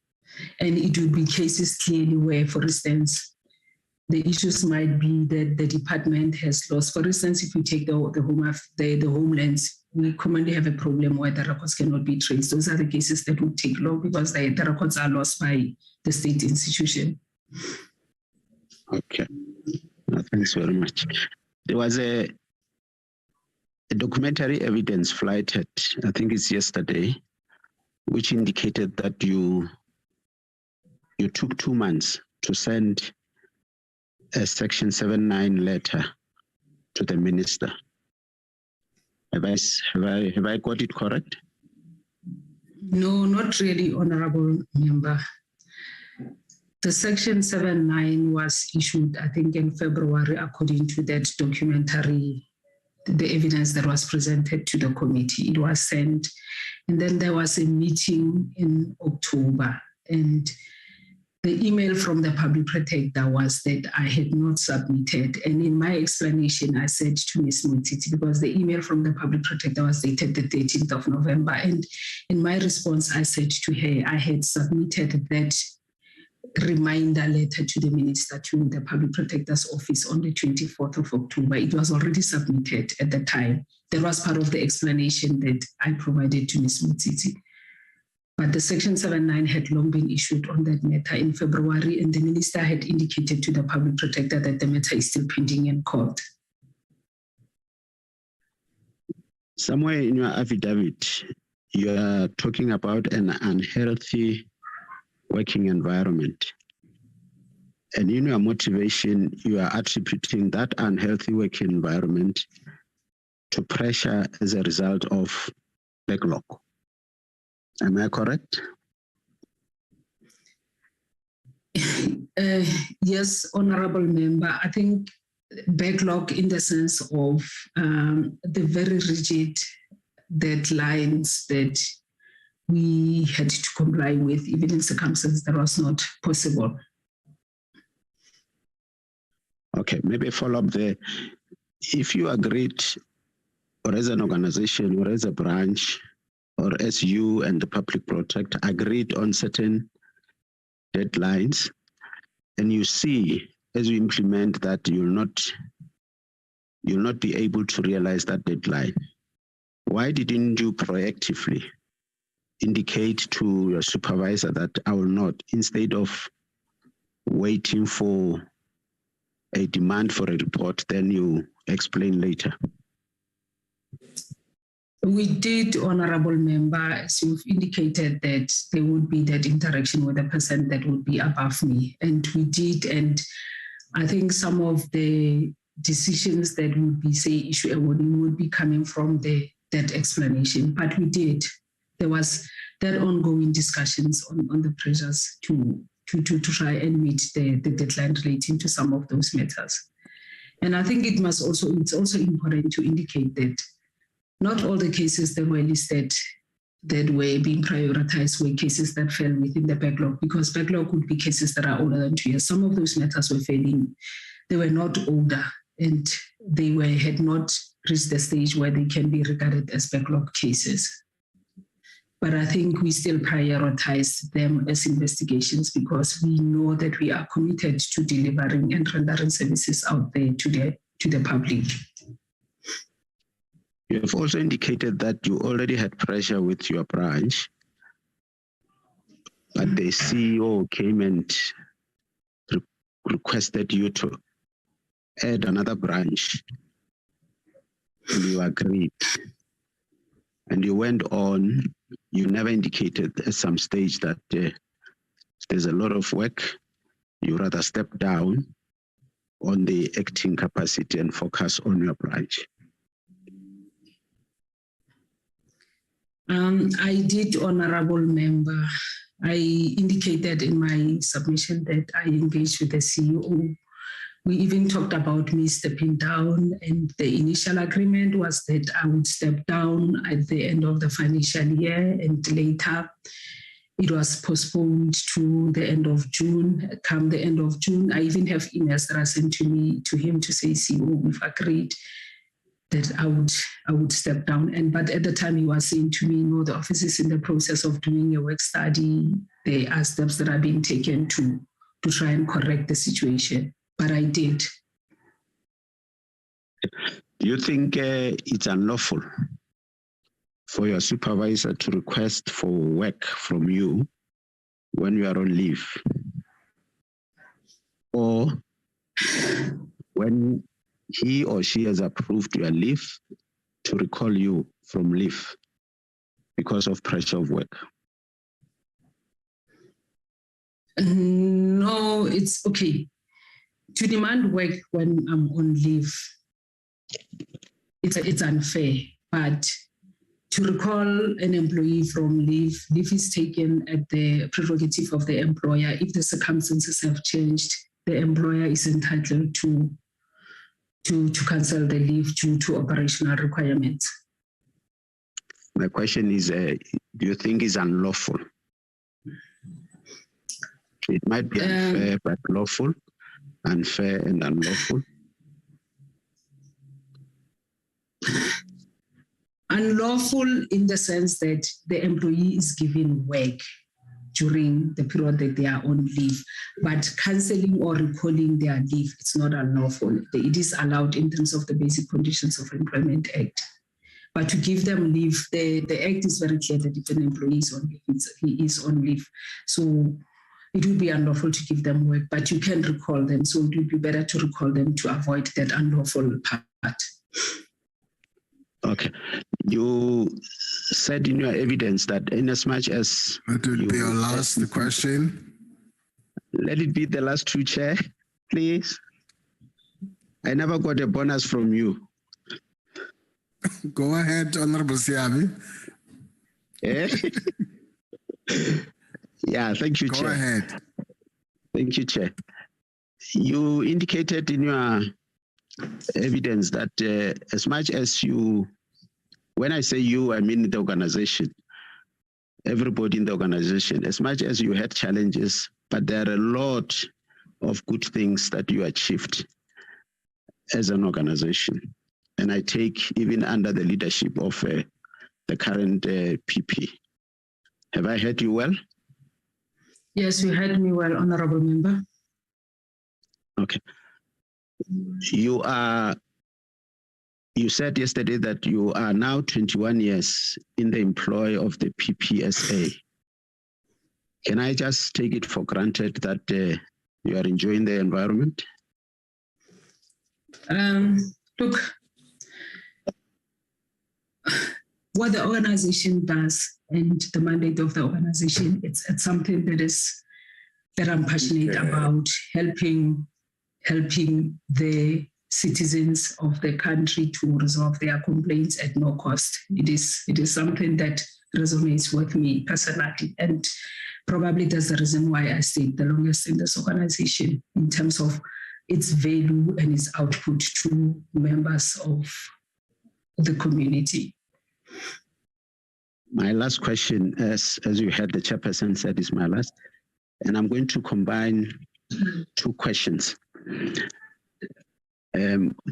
Was Audi only restricted to letters, or was there an Audi even verbally on one-on-one? And lastly, do you agree that any management style employed by whoever depend on circumstances at that point in that organization? With regard to the Audi being verbal, I'm not aware that it has ever happened in the office. With the last question, I agree with you, Honorable Member, that it is dependent on circumstances, the leadership style. So, okay. I mean, that is why you've got different terms and different terminology. Like, for instance, during volatile and uncertain times, you have to change your leadership style. Okay, thank you, Chair. Thank you, Honorable Siabe. Honorable Mkweba.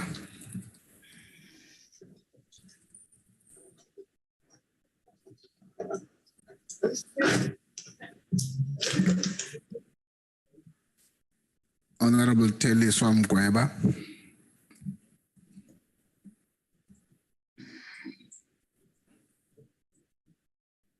Not there. Honorable Olomisa.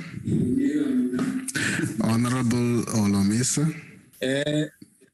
Uyibizile ndiyakunika ngomgulu. Thank you, Chairperson, colleagues, and Mogaladi. I'll ask just one question. Why do you think the acting public protector has withdrawn the review application?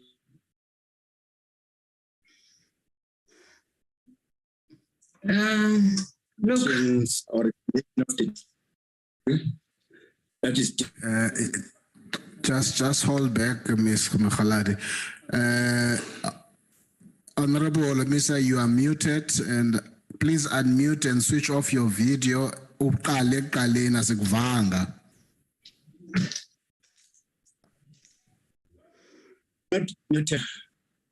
Everything you're happy. Please start all over, Koloa Asekvanga. Switch off your video. Okay. All right, Tata. I'll do that.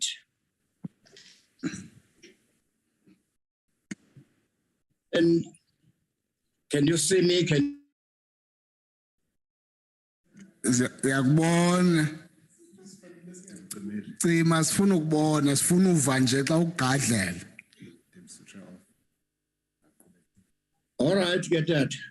Yabule. Now.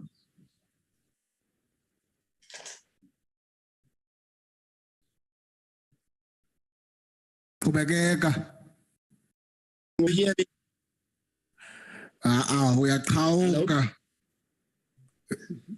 You're breaking up. Okay, wait. Ish. Can better than the network. Network is Ingathi yalunga, izami ingathi yalunga, it's coming. Okay, can you hear me now? Please go ahead, Honorable Olomis.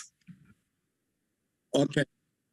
The question is, why do you think the acting public protector has withdrawn the review application regarding the legal effect of the recommendation of the DC chairperson? Can that not be translated? The public protector under the bars of a certain political party or a harassment of some kind? Chairperson, I couldn't hear part of the question. Okay, Ms. Mogaladi. Can that not be translated trying too hard to push the public protector under a particular harassment?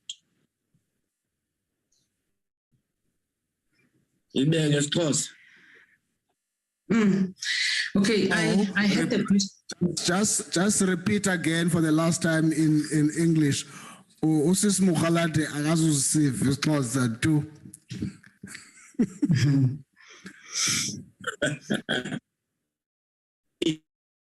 Why do you think the acting public protector has withdrawn the review application?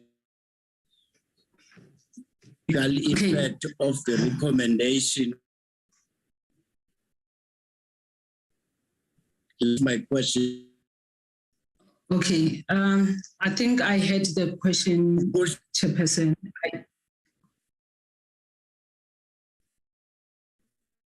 Thank you. Okay, respond, Ms. Mogaladi. Okay, Chairperson, I'll respond to the part that I had, which is why do I think the acting public protector withdrew the review application? I'm assuming that it would be the application in the Labour Court to review the decision of the chairperson on sanction. I would present my view and my thinking. In my evidence, Chairperson, I indicated that we have already served the sanction that was imposed by the chairperson. So my view and thinking would be the acting public protector felt that the very same sentence that is being taken on review has already been implemented by the office, because the letter from the public protector was saying, I am implementing the sanction whilst at the same time she is taking it on review. So I think it might be that the sanction has already been served, but I cannot say with certainty. It would be a question that can best be responded to by the office or the acting public protector, because the notice of withdrawal just said the office is withdrawing the matter in the Labour Court.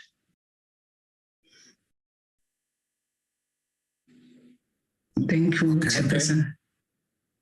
Thank you. Honorable Lomisa. Yes, sir. I don't have any follow-up question. Okay. Thank you. Yeah. Honorable Maneli.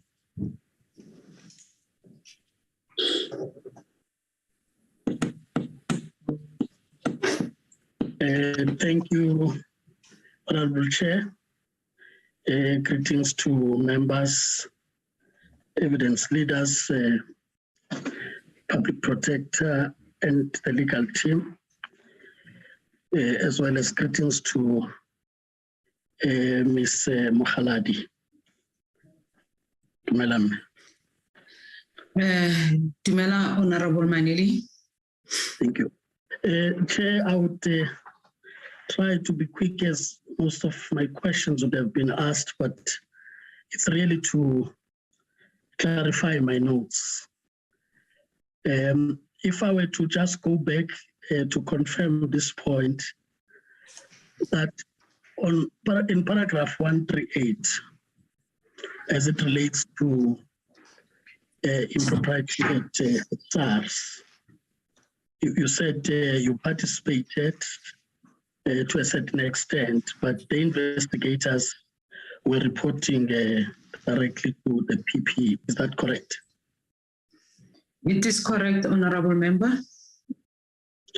With that being correct, I just wanted to check a question asked earlier on about an unknown report, which then happened to be a classified report as secret, which you said you may have not had sight of, whilst you also would have received a report similar as confirmed when you were speaking to the evidence leaders.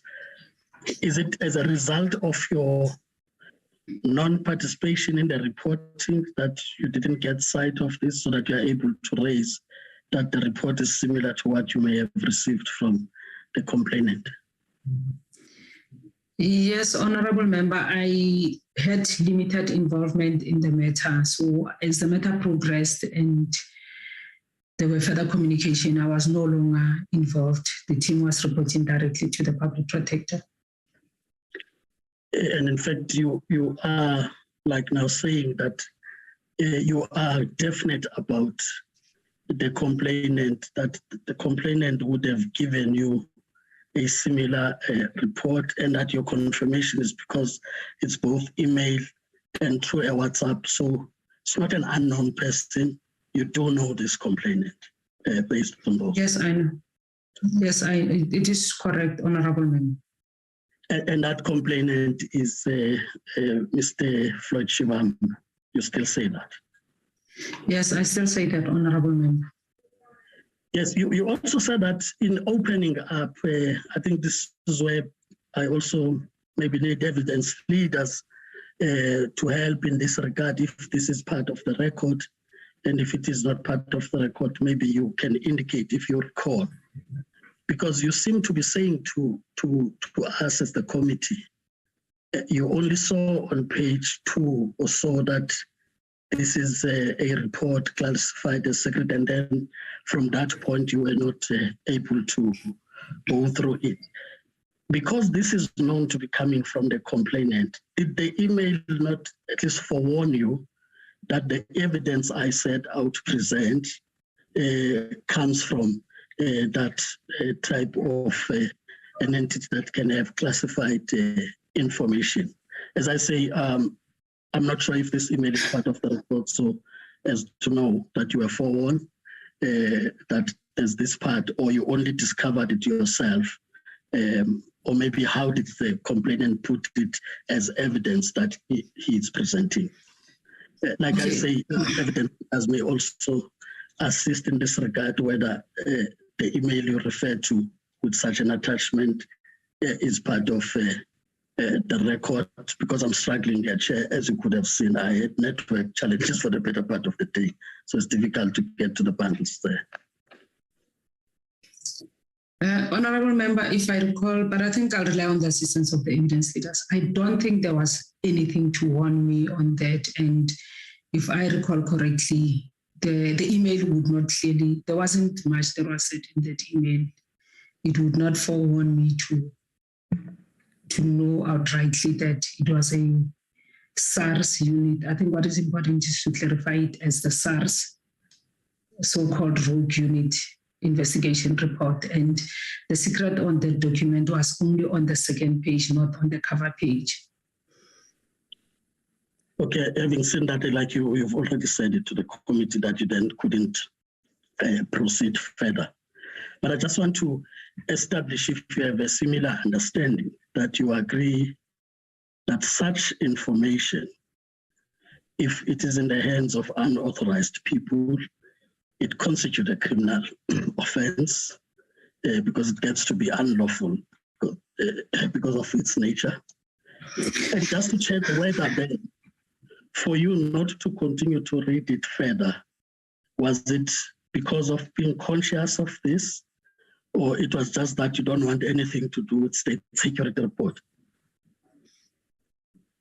I think for me, I did not want to, the fact that the report said secret and it was a report of the state security agency, I think that's where the apprehension came from me, from my part. And then with regard to possession of the document, my reading of the act is that the criminal offense is dissemination of the report. Yes, I think that's the point I'm trying to make, is that whoever disseminates that information, surely, if unauthorized to do so. Yes. And with your regard, therefore, emailing or WhatsApp as part of disseminating the information. I'm saying before I even talk about whether the complainant would have received it properly or not. I'm just saying your understanding of dissemination of information could also that include circulating it through WhatsApp or even through an email. Would that constitute dissemination of information? So that at least you understand why I'm asking the unlawfulness, yes. You are correct, Honorable Member. And you agree that then that would be unlawful and constituting a criminal offense. And probably that's the reason you did not read further on the document after picking up that. Yes, you are correct, Honorable Member. Chair, having said that, maybe just again to verify this point, that now that you didn't know the document, even when you were meeting with in the OIGI, you were not aware that you were referring to the same documents until this verification by evidence leaders when they engaged with you. Do you still want to confirm that having seen both now, that indeed that's the document you got at that time? I compared the first 2 pages when I was with the evidence leaders, but as to going through the details, I still haven't read that report even now. So your reference would be on the pages that you went through, and that's yes, I went through comparison of the pages with the evidence leaders. Yes, not really myself reading. Yes. All right, and therefore you would agree in a case that information which has now been disseminated through these emails and WhatsApp, if it was not lawfully acquired, it will still constitute the same offense in terms of the law. Yes, it would amount to dissemination. No, thanks, Chair. I just wanted to be clear on that part. On the 2 paragraphs, and I want to combine them into one for purposes of time. On paragraph 41, you speak to Mr. Madiba, who raises concerns about that section 7.9, including warning that you may be challenged in court and this report be reviewed, set aside. And we know now what happened to the report, so I won't spend time on that. But I'm just saying, at least there has been such warnings, there have been such concerns. And you've described Mr. Madiba, his soul rest in peace. You've described him as a diligent worker, would not want to really put anything that his heart is not on. And you've never had many reviews in his name. So I'm raising it in that context. 45. On paragraph 45, it's about the legal advisor, Ms. Masisi, from where legal advice would have been sought. But that legal advice would have not been used in the sense that the signing off was a day before that advice would have been received. Will it be correct, therefore, to make the conclusion that if the decision could have been wrong in the final end, it will not be because red flags were never shown right in the beginning? You are correct, Honorable Member. There had been that concern from Madiba, even earlier than the submission of this document. You are correct that the red flags had always been there. We had always been concerned. And therefore, would you then conclude that it may not be an issue of misleading information that may have come from junior officials in this regard, but it will be about how discretion has been exercised by the public protector who takes the ultimate responsibility of signing out and issuing out reports finally in her office? Yes, I agree, Honorable Member. And you also accept that the public protector is allowed to exercise that discretion, and that discretion may differ from some of the advices that are given. Yes, you are correct, Honorable Member. I agree. Now, taking into account both points I've raised in the report that was said to be classified, which has got also an unknown whistleblower, but the report was still classified as secret, and these advices that do not get utilized, and ultimately they become what you are warned of, would you then say? Now, I'm also asking you, as a public service servant that is expected to administer the law in a proper way, would you consider this, in terms of facts, as a failure also on the side of the PP to look at the law, take advice, but also in conducting herself in a way that's also open-minded, so that when these advices are made, you do not have preconceived outcomes that will still go ahead, even if the advice says you are actually going to fall. Do you have that sense, or it will be wrong to draw that inference? Can you maybe clarify, Honorable Member, are you talking about the SARS investigation report and the fact that there was reference to that classified report? In maybe if you can just clarify so that I fully understand you. All right. If I may just check through your chairperson, if I may just check, did you hear me on the paragraph 41 and 45? Yes, I heard you on the paragraph 41. So I'm using that as the basis, but you also heard me on what I have asked in relation to what the law says about classified information. Remember, in this case, you have a report from the complainant, which you said you didn't share from what you've said. So you also have the same report, which you say you confirmed is the same. It is a report that is classified secret, but it's understood to have been dropped by an unknown person in the public protector's door, or whatever would have happened, right? But it still remains a secret document in terms of classification. I'm saying, taking all this into account, and as a person in the public service who's the custodian of administration and how the law is administered, would you say these actions, and when I say these actions, I include the fact that there were advices and warnings which ultimately became true at the end, as it is known now, whether the public protector in that conduct would have conducted herself in a way that shows that there's no open-mindedness as expected of a public protector. In that, it's like you have preconceived a decision that I'm going to go ahead, whether I receive this legal opinion from Nemasisi or not, I put it, but I've asked for it. I've been warned by Mr. Matiba that in the way this thing is, you will be taken to court and it be reviewed, right? So that's a summary of what asking, so that you also express the opinion on the basis that you are also in the public service administering law. You are a custodian of these laws that we've been referring to. Thank you, Chair.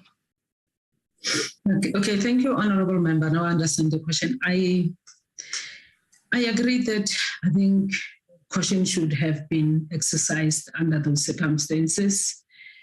If you arrive at a different conclusion as the legal opinion that is presented to you, then it should have been rational on the basis that you have done further research and have a basis to disagree with that legal opinion. So, but where there is a differing view, if you act contrary to that, caution should be exercised and there should be a rationale for deviating from the legal opinion that has been presented. Thank you, Chair. Thank you, Ms. Emma. Okay, thank you. I now recognize Honorable Mankenzi Tlape, but before that, Mankenzi Tlape, you are recognized. Oh, thanks, Chair. I heard you saying before that. Let me greet you, Chair. Go ahead. Ke dumedisa mosireletsi wa setšhaba, ke dumedisa maloko le mme Mogaladi. Mme Mogaladi, let's go back to paragraph 90, where you spoke about accepting the position of acting. You indicated that you were apprehensive to accept this position. Do you think it was just too much, too weighty for you to accept this, or were you thrown under the bus accepting this position? In hindsight, Honorable Tlapi, I feel that I was thrown under the bus. I'm not a person who shies away from additional responsibility. That is why there was a part of me that wanted to do it, because I know that I don't mind even pushing myself beyond. But under the circumstances, especially what prevailed afterwards, I really feel that it was kind of a setup for me. So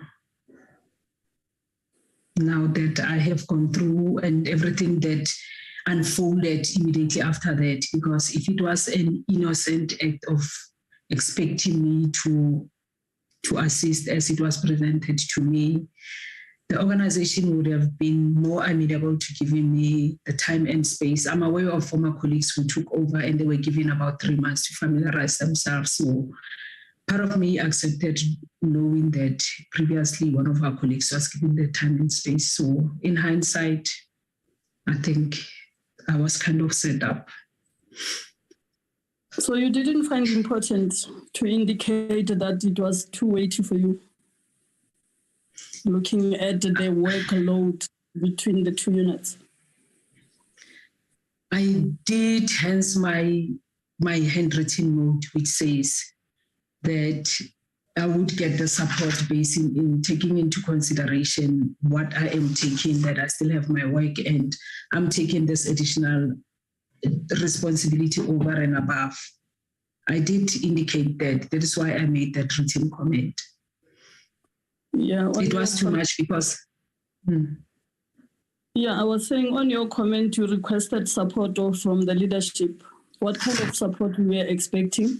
And did they accede to your request?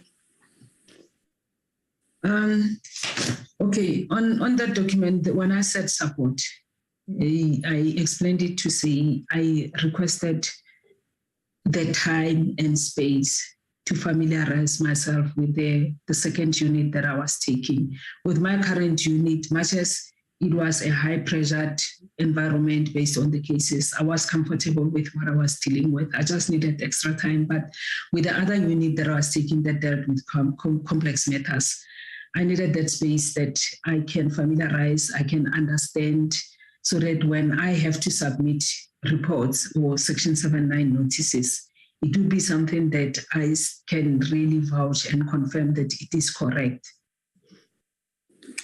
Speaking on that space and time, when the section 79 matter was requested from you as a new successor entitled, for lack of better word, do you think you rose to the occasion? Or do you think it was unreasonable to expect you to submit that? It was unreasonable, honorable member, under those circumstances, especially because my role is to make sure that I review the document, I confirm its correctness and accuracy before it goes to the public protector. So I felt that at the time, I had not even looked into the details of that particular matter because there were several matters that were coming all at the same time during that month. It was not the only one. For instance, yesterday, the evidence leaders shared a list of cases that were requested as from the 30th of June. And out of those matters, whereas when you look at that list, on the 30th of October, it might have been 2 matters that was required. But the fact that I was taking over a GGI, from the following day after that email of the 30th, there were 7 additional matters that would have been required from me. So under the circumstances, the volume of urgent things that I was required that I was not familiar with, that's what made it unreasonable. Probably if it was the only thing that I could just sit and work on during that particular month, it would have been understandable. But there were so many things that was required, and they were required from me as in yesterday. So that's what made it very difficult. Yes, it was more, it was not even, some of those cases were not backlog matters. It was more about the requested information that the public protector wants, because most of those cases were not already part of the backlog list. Some of them were new matters that were not even older than 2 years that was requested. The matters like the Mbalula, the case of Mr. Mbalula at the time was not yet older than 2 years. There were cases of, in that list, some of them were not really, even the FSCA report, it was not yet part of the backlog. Okay, with your experience in the PPSA, will you say it's uncommon for principals to demand and set deadlines for work, especially where there are backlogs? No, it's not uncommon. But I think having worked with the previous ones, I think the difficulty that we found right now was that support and understanding from the previous leadership. If I can take it from starting from even with Advocate Mushwana, he would demand those backlog, but I think the difference would be that he would work with us as a team, and in terms of unlocking some of the challenges that we were experiencing in finalizing the matters, because part of the challenges were not coming from the fact that people were just sitting and not working. It might be the case itself hardening and becoming difficult, and would be taking time as a team to adjudicate and address the different facets of the investigation. So that's where with the previous leadership, they would step in. In some instances, we would sit around the table in the boardroom, go through the challenges, and then if it means that we have to draft and discuss together with the head of the institution, that's how it will be done, and it will be quicker, especially when you are dealing with some of the contentious and difficult issues.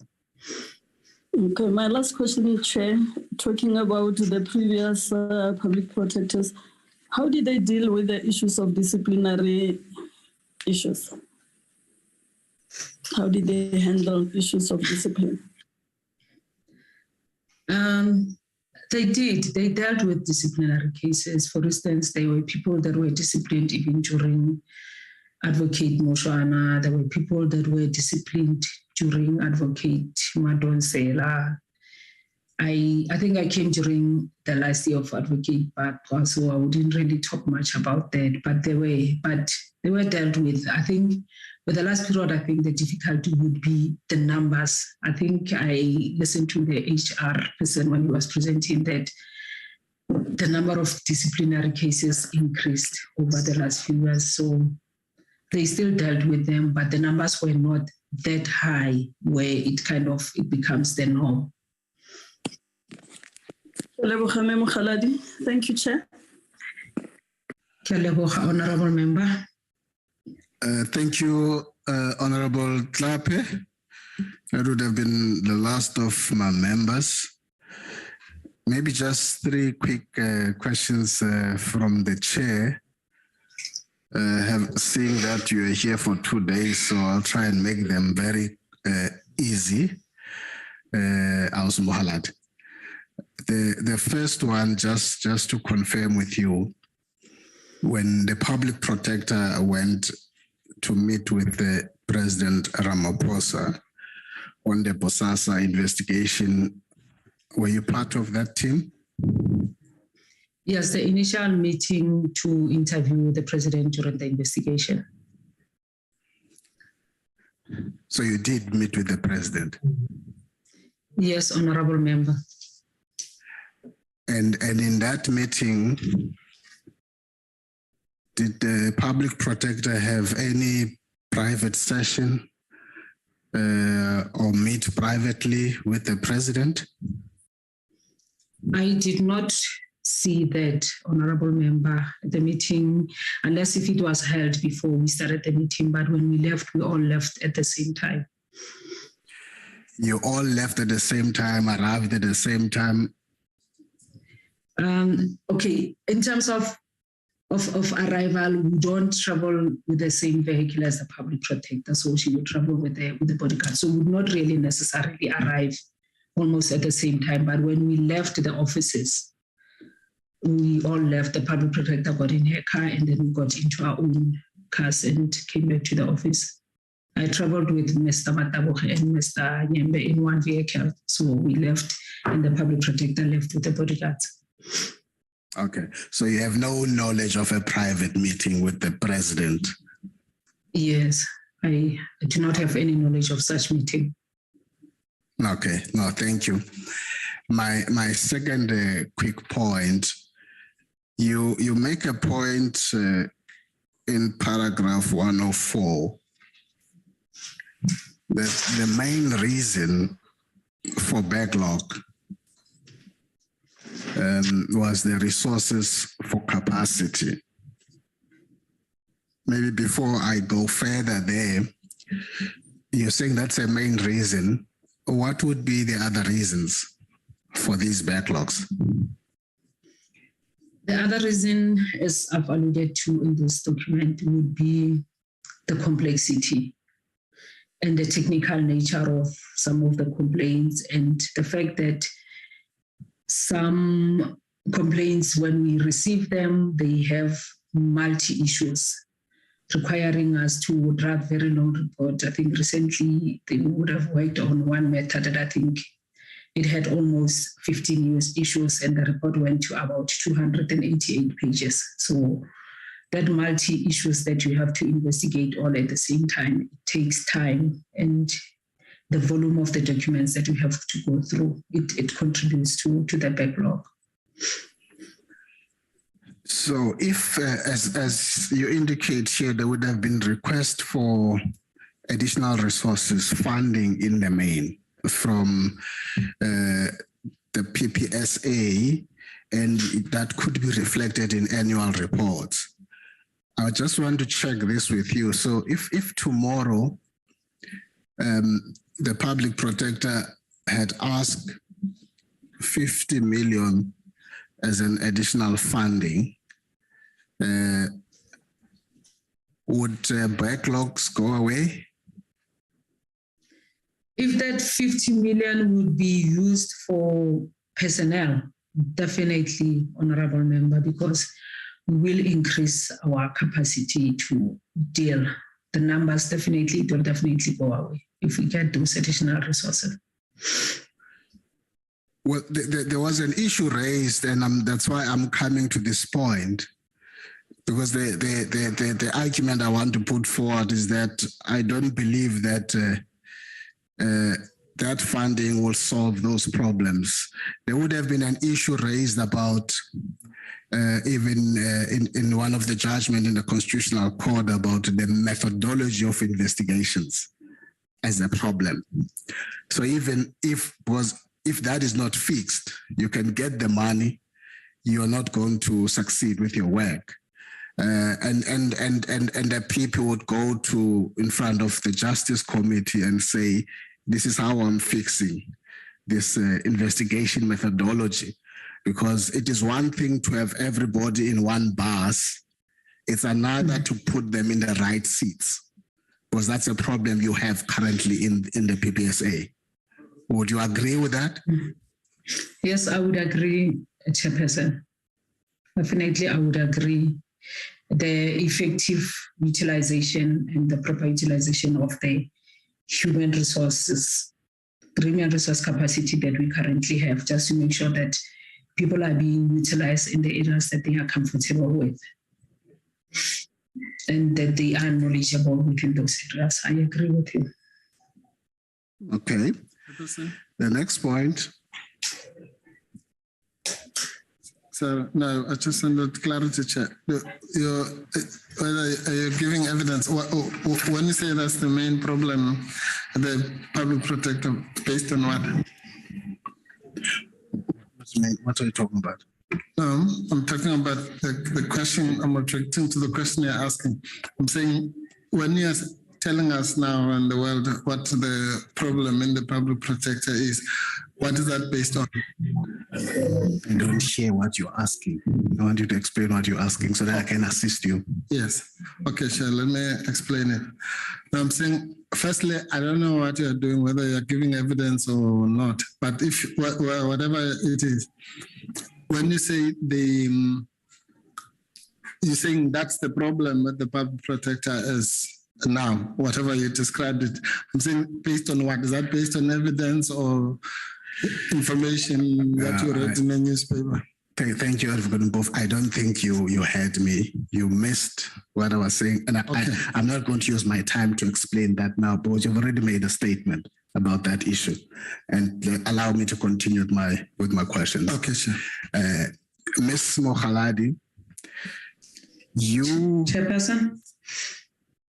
And Madiba were put through a disciplinary process because of your role in the FSCA report, which was reviewed and set aside. You know that? Yes, I know, Chairperson. And there have been various other reports in the PPSA that were reviewed and set aside. Agree? I agree, Chairperson. Now, my question then is, were there executive managers and chief investigators involved in those reports that were reviewed and set aside? Would those executive managers and chief investigation officers would have been suspended because their reports were set aside?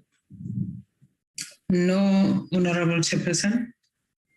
So in your knowledge, that has never happened, but there were reports that were reviewed and set aside.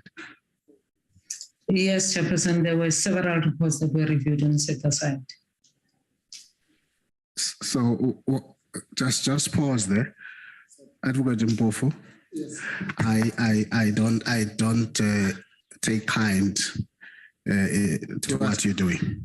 What am I doing? You know what you're doing. Don't ask me. Oh, then just refrain from what you're doing.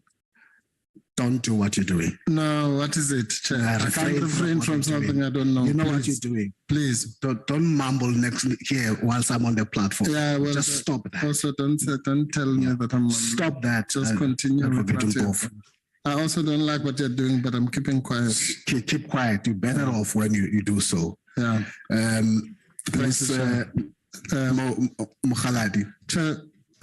What do you think, therefore? Hello? I want to object. Object on what? To what you're saying about saying that I'm mumbling. I think you must withdraw that because it's an insult. You are disturbing me.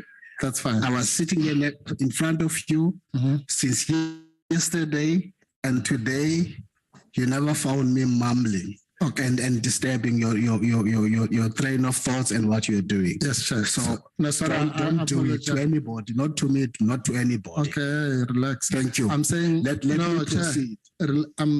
I apologize if I disturb you. I get that. I get that. But don't say I'm mumbling. You must withdraw that. If I disturbed you when I was talking to the public protector, for that I apologize. But you must also never say that I'm mumbling, and you must withdraw that. Thank you, Advocate Mbofu. No, don't thank me. I'm not withdrawing it. I'm not withdrawing it. Why are you I'm not withdrawing it. So why because that's exactly what you're doing. I'm not withdrawing this. Please switch off that mic, Advocate Mbofu. Why are you shouting, Chair? Okay, thank you. Switch off that mic, Advocate. I'm on the platform. So what will you say if I'm saying you're on the platform and you're mumbling? Advocate Mbofu, I want you to switch off your mic and stop talking. I've not recognized you to speak. Thank you. Sir. Thank you. Ms. Mogaladi, so what do you think would have been the reason, therefore, for this report that you and Ms. Sekele and Madiba, why do you think that you were especially kind of targeted for that when there were other reports that had a similar fate? I think so, Chairperson, that is my view, and that is why even through the hearing, we raised the issue of inconsistent and selective discipline, and it was not really dealt with. And we still feel the same way that we were victimized by the inconsistent and selective discipline. Okay, thank you for that. I now recognize Advocate Mayosi in terms of 616 and 617. If you have any question to pose to Ms. Mogaladi. Thank you, Chair. With reference to the questions that Honourable Member Maneli put to the witness when he was making reference to the IGI report, and he said he didn't know whether that was part of the record. I just want to put it on record that it is part of the record. It's in bundle F. Yes. The witness also said she wasn't sure, and she was asking for the assistance of the evidence leaders. That is the email of the 11th of December. The subject line is evidence on the complaint against Minister Gordhan. If you can go down. And that was the attachment, for the first page of the attachment. Thank you, Chair. Is that all? That is all that I have, Chair. Thank you. Thank you. Ms. Ponatshego Mogaladi, can I get your attention? I'm listening, Chairperson. Do you have? Can you hear me, Chairperson? Do you have any final remarks or any issues you want to raise to this committee? Having spent 2 days with us. Sure, Chairperson, it has been a very difficult 2 days. It was long, but I would like to thank the Chairperson and the members for giving me this opportunity to come and present and share my story or my journey with the committee. And I am hoping that what I have presented to the committee will be of assistance to the committee in making a determination in this matter. Thank you, Chairperson and honorable members. Thank you, Ms. Mogaladi. On behalf of the Section 194 Committee of the National Assembly, we want to thank you for availing yourself before today, before yesterday, and contributing to the work that we do, placing evidence here, as well as answering questions since yesterday and today. We really appreciate your contributions. Hopefully they would be of assistance to us as we deliberate and as we conclude our report. With that, we have reached the end of our interaction with you. So I want to thank you. There's no further question for you. Thank you very much. You are now excused. Thank you, Chairperson. Thank you. Honorable members, a quick announcement. We will start at 9 tomorrow, being Friday. Am I not? I thought you would have spoken about that. So somebody's guilty here. Can be Nkosi and It's me. I'm the guilty party. you do look like everybody else. Yes, no, I know. Way. Yeah, that's what they used to say under apartheid. Je lijkt skeldig. Okay, no, Chair. Jay Skelder, your leg is Skelder. Yeah. No, Chair, sorry. Yes, no, I'm the guilty party. We did have that understanding, but during one of the breaks, Advocate Bauer indicated that she might need the time to do final touches with the witness. Thank you, sir. My apologies, Chair, but that's fine. The proposed 9 o'clock is off. We meet tomorrow, same time, 10 o'clock. Colleagues, thank you very much. The time now is almost 25 minutes to 7. Somebody does not want me to close the meeting. Chair, let me hear. 2 seconds. No, Chair, no, I wanted to say that because of what you've just said, it's late in the day. That issue that I had packed, I'll raise in the morning. Thank you. Thank you. Okay. Thank you very much. And thank you, Quentin van Eden, and you guys. We do involve the public for acknowledging that the meeting is adjourned. Thank you. 9 o'clock or 10 o'clock. Recording stopped.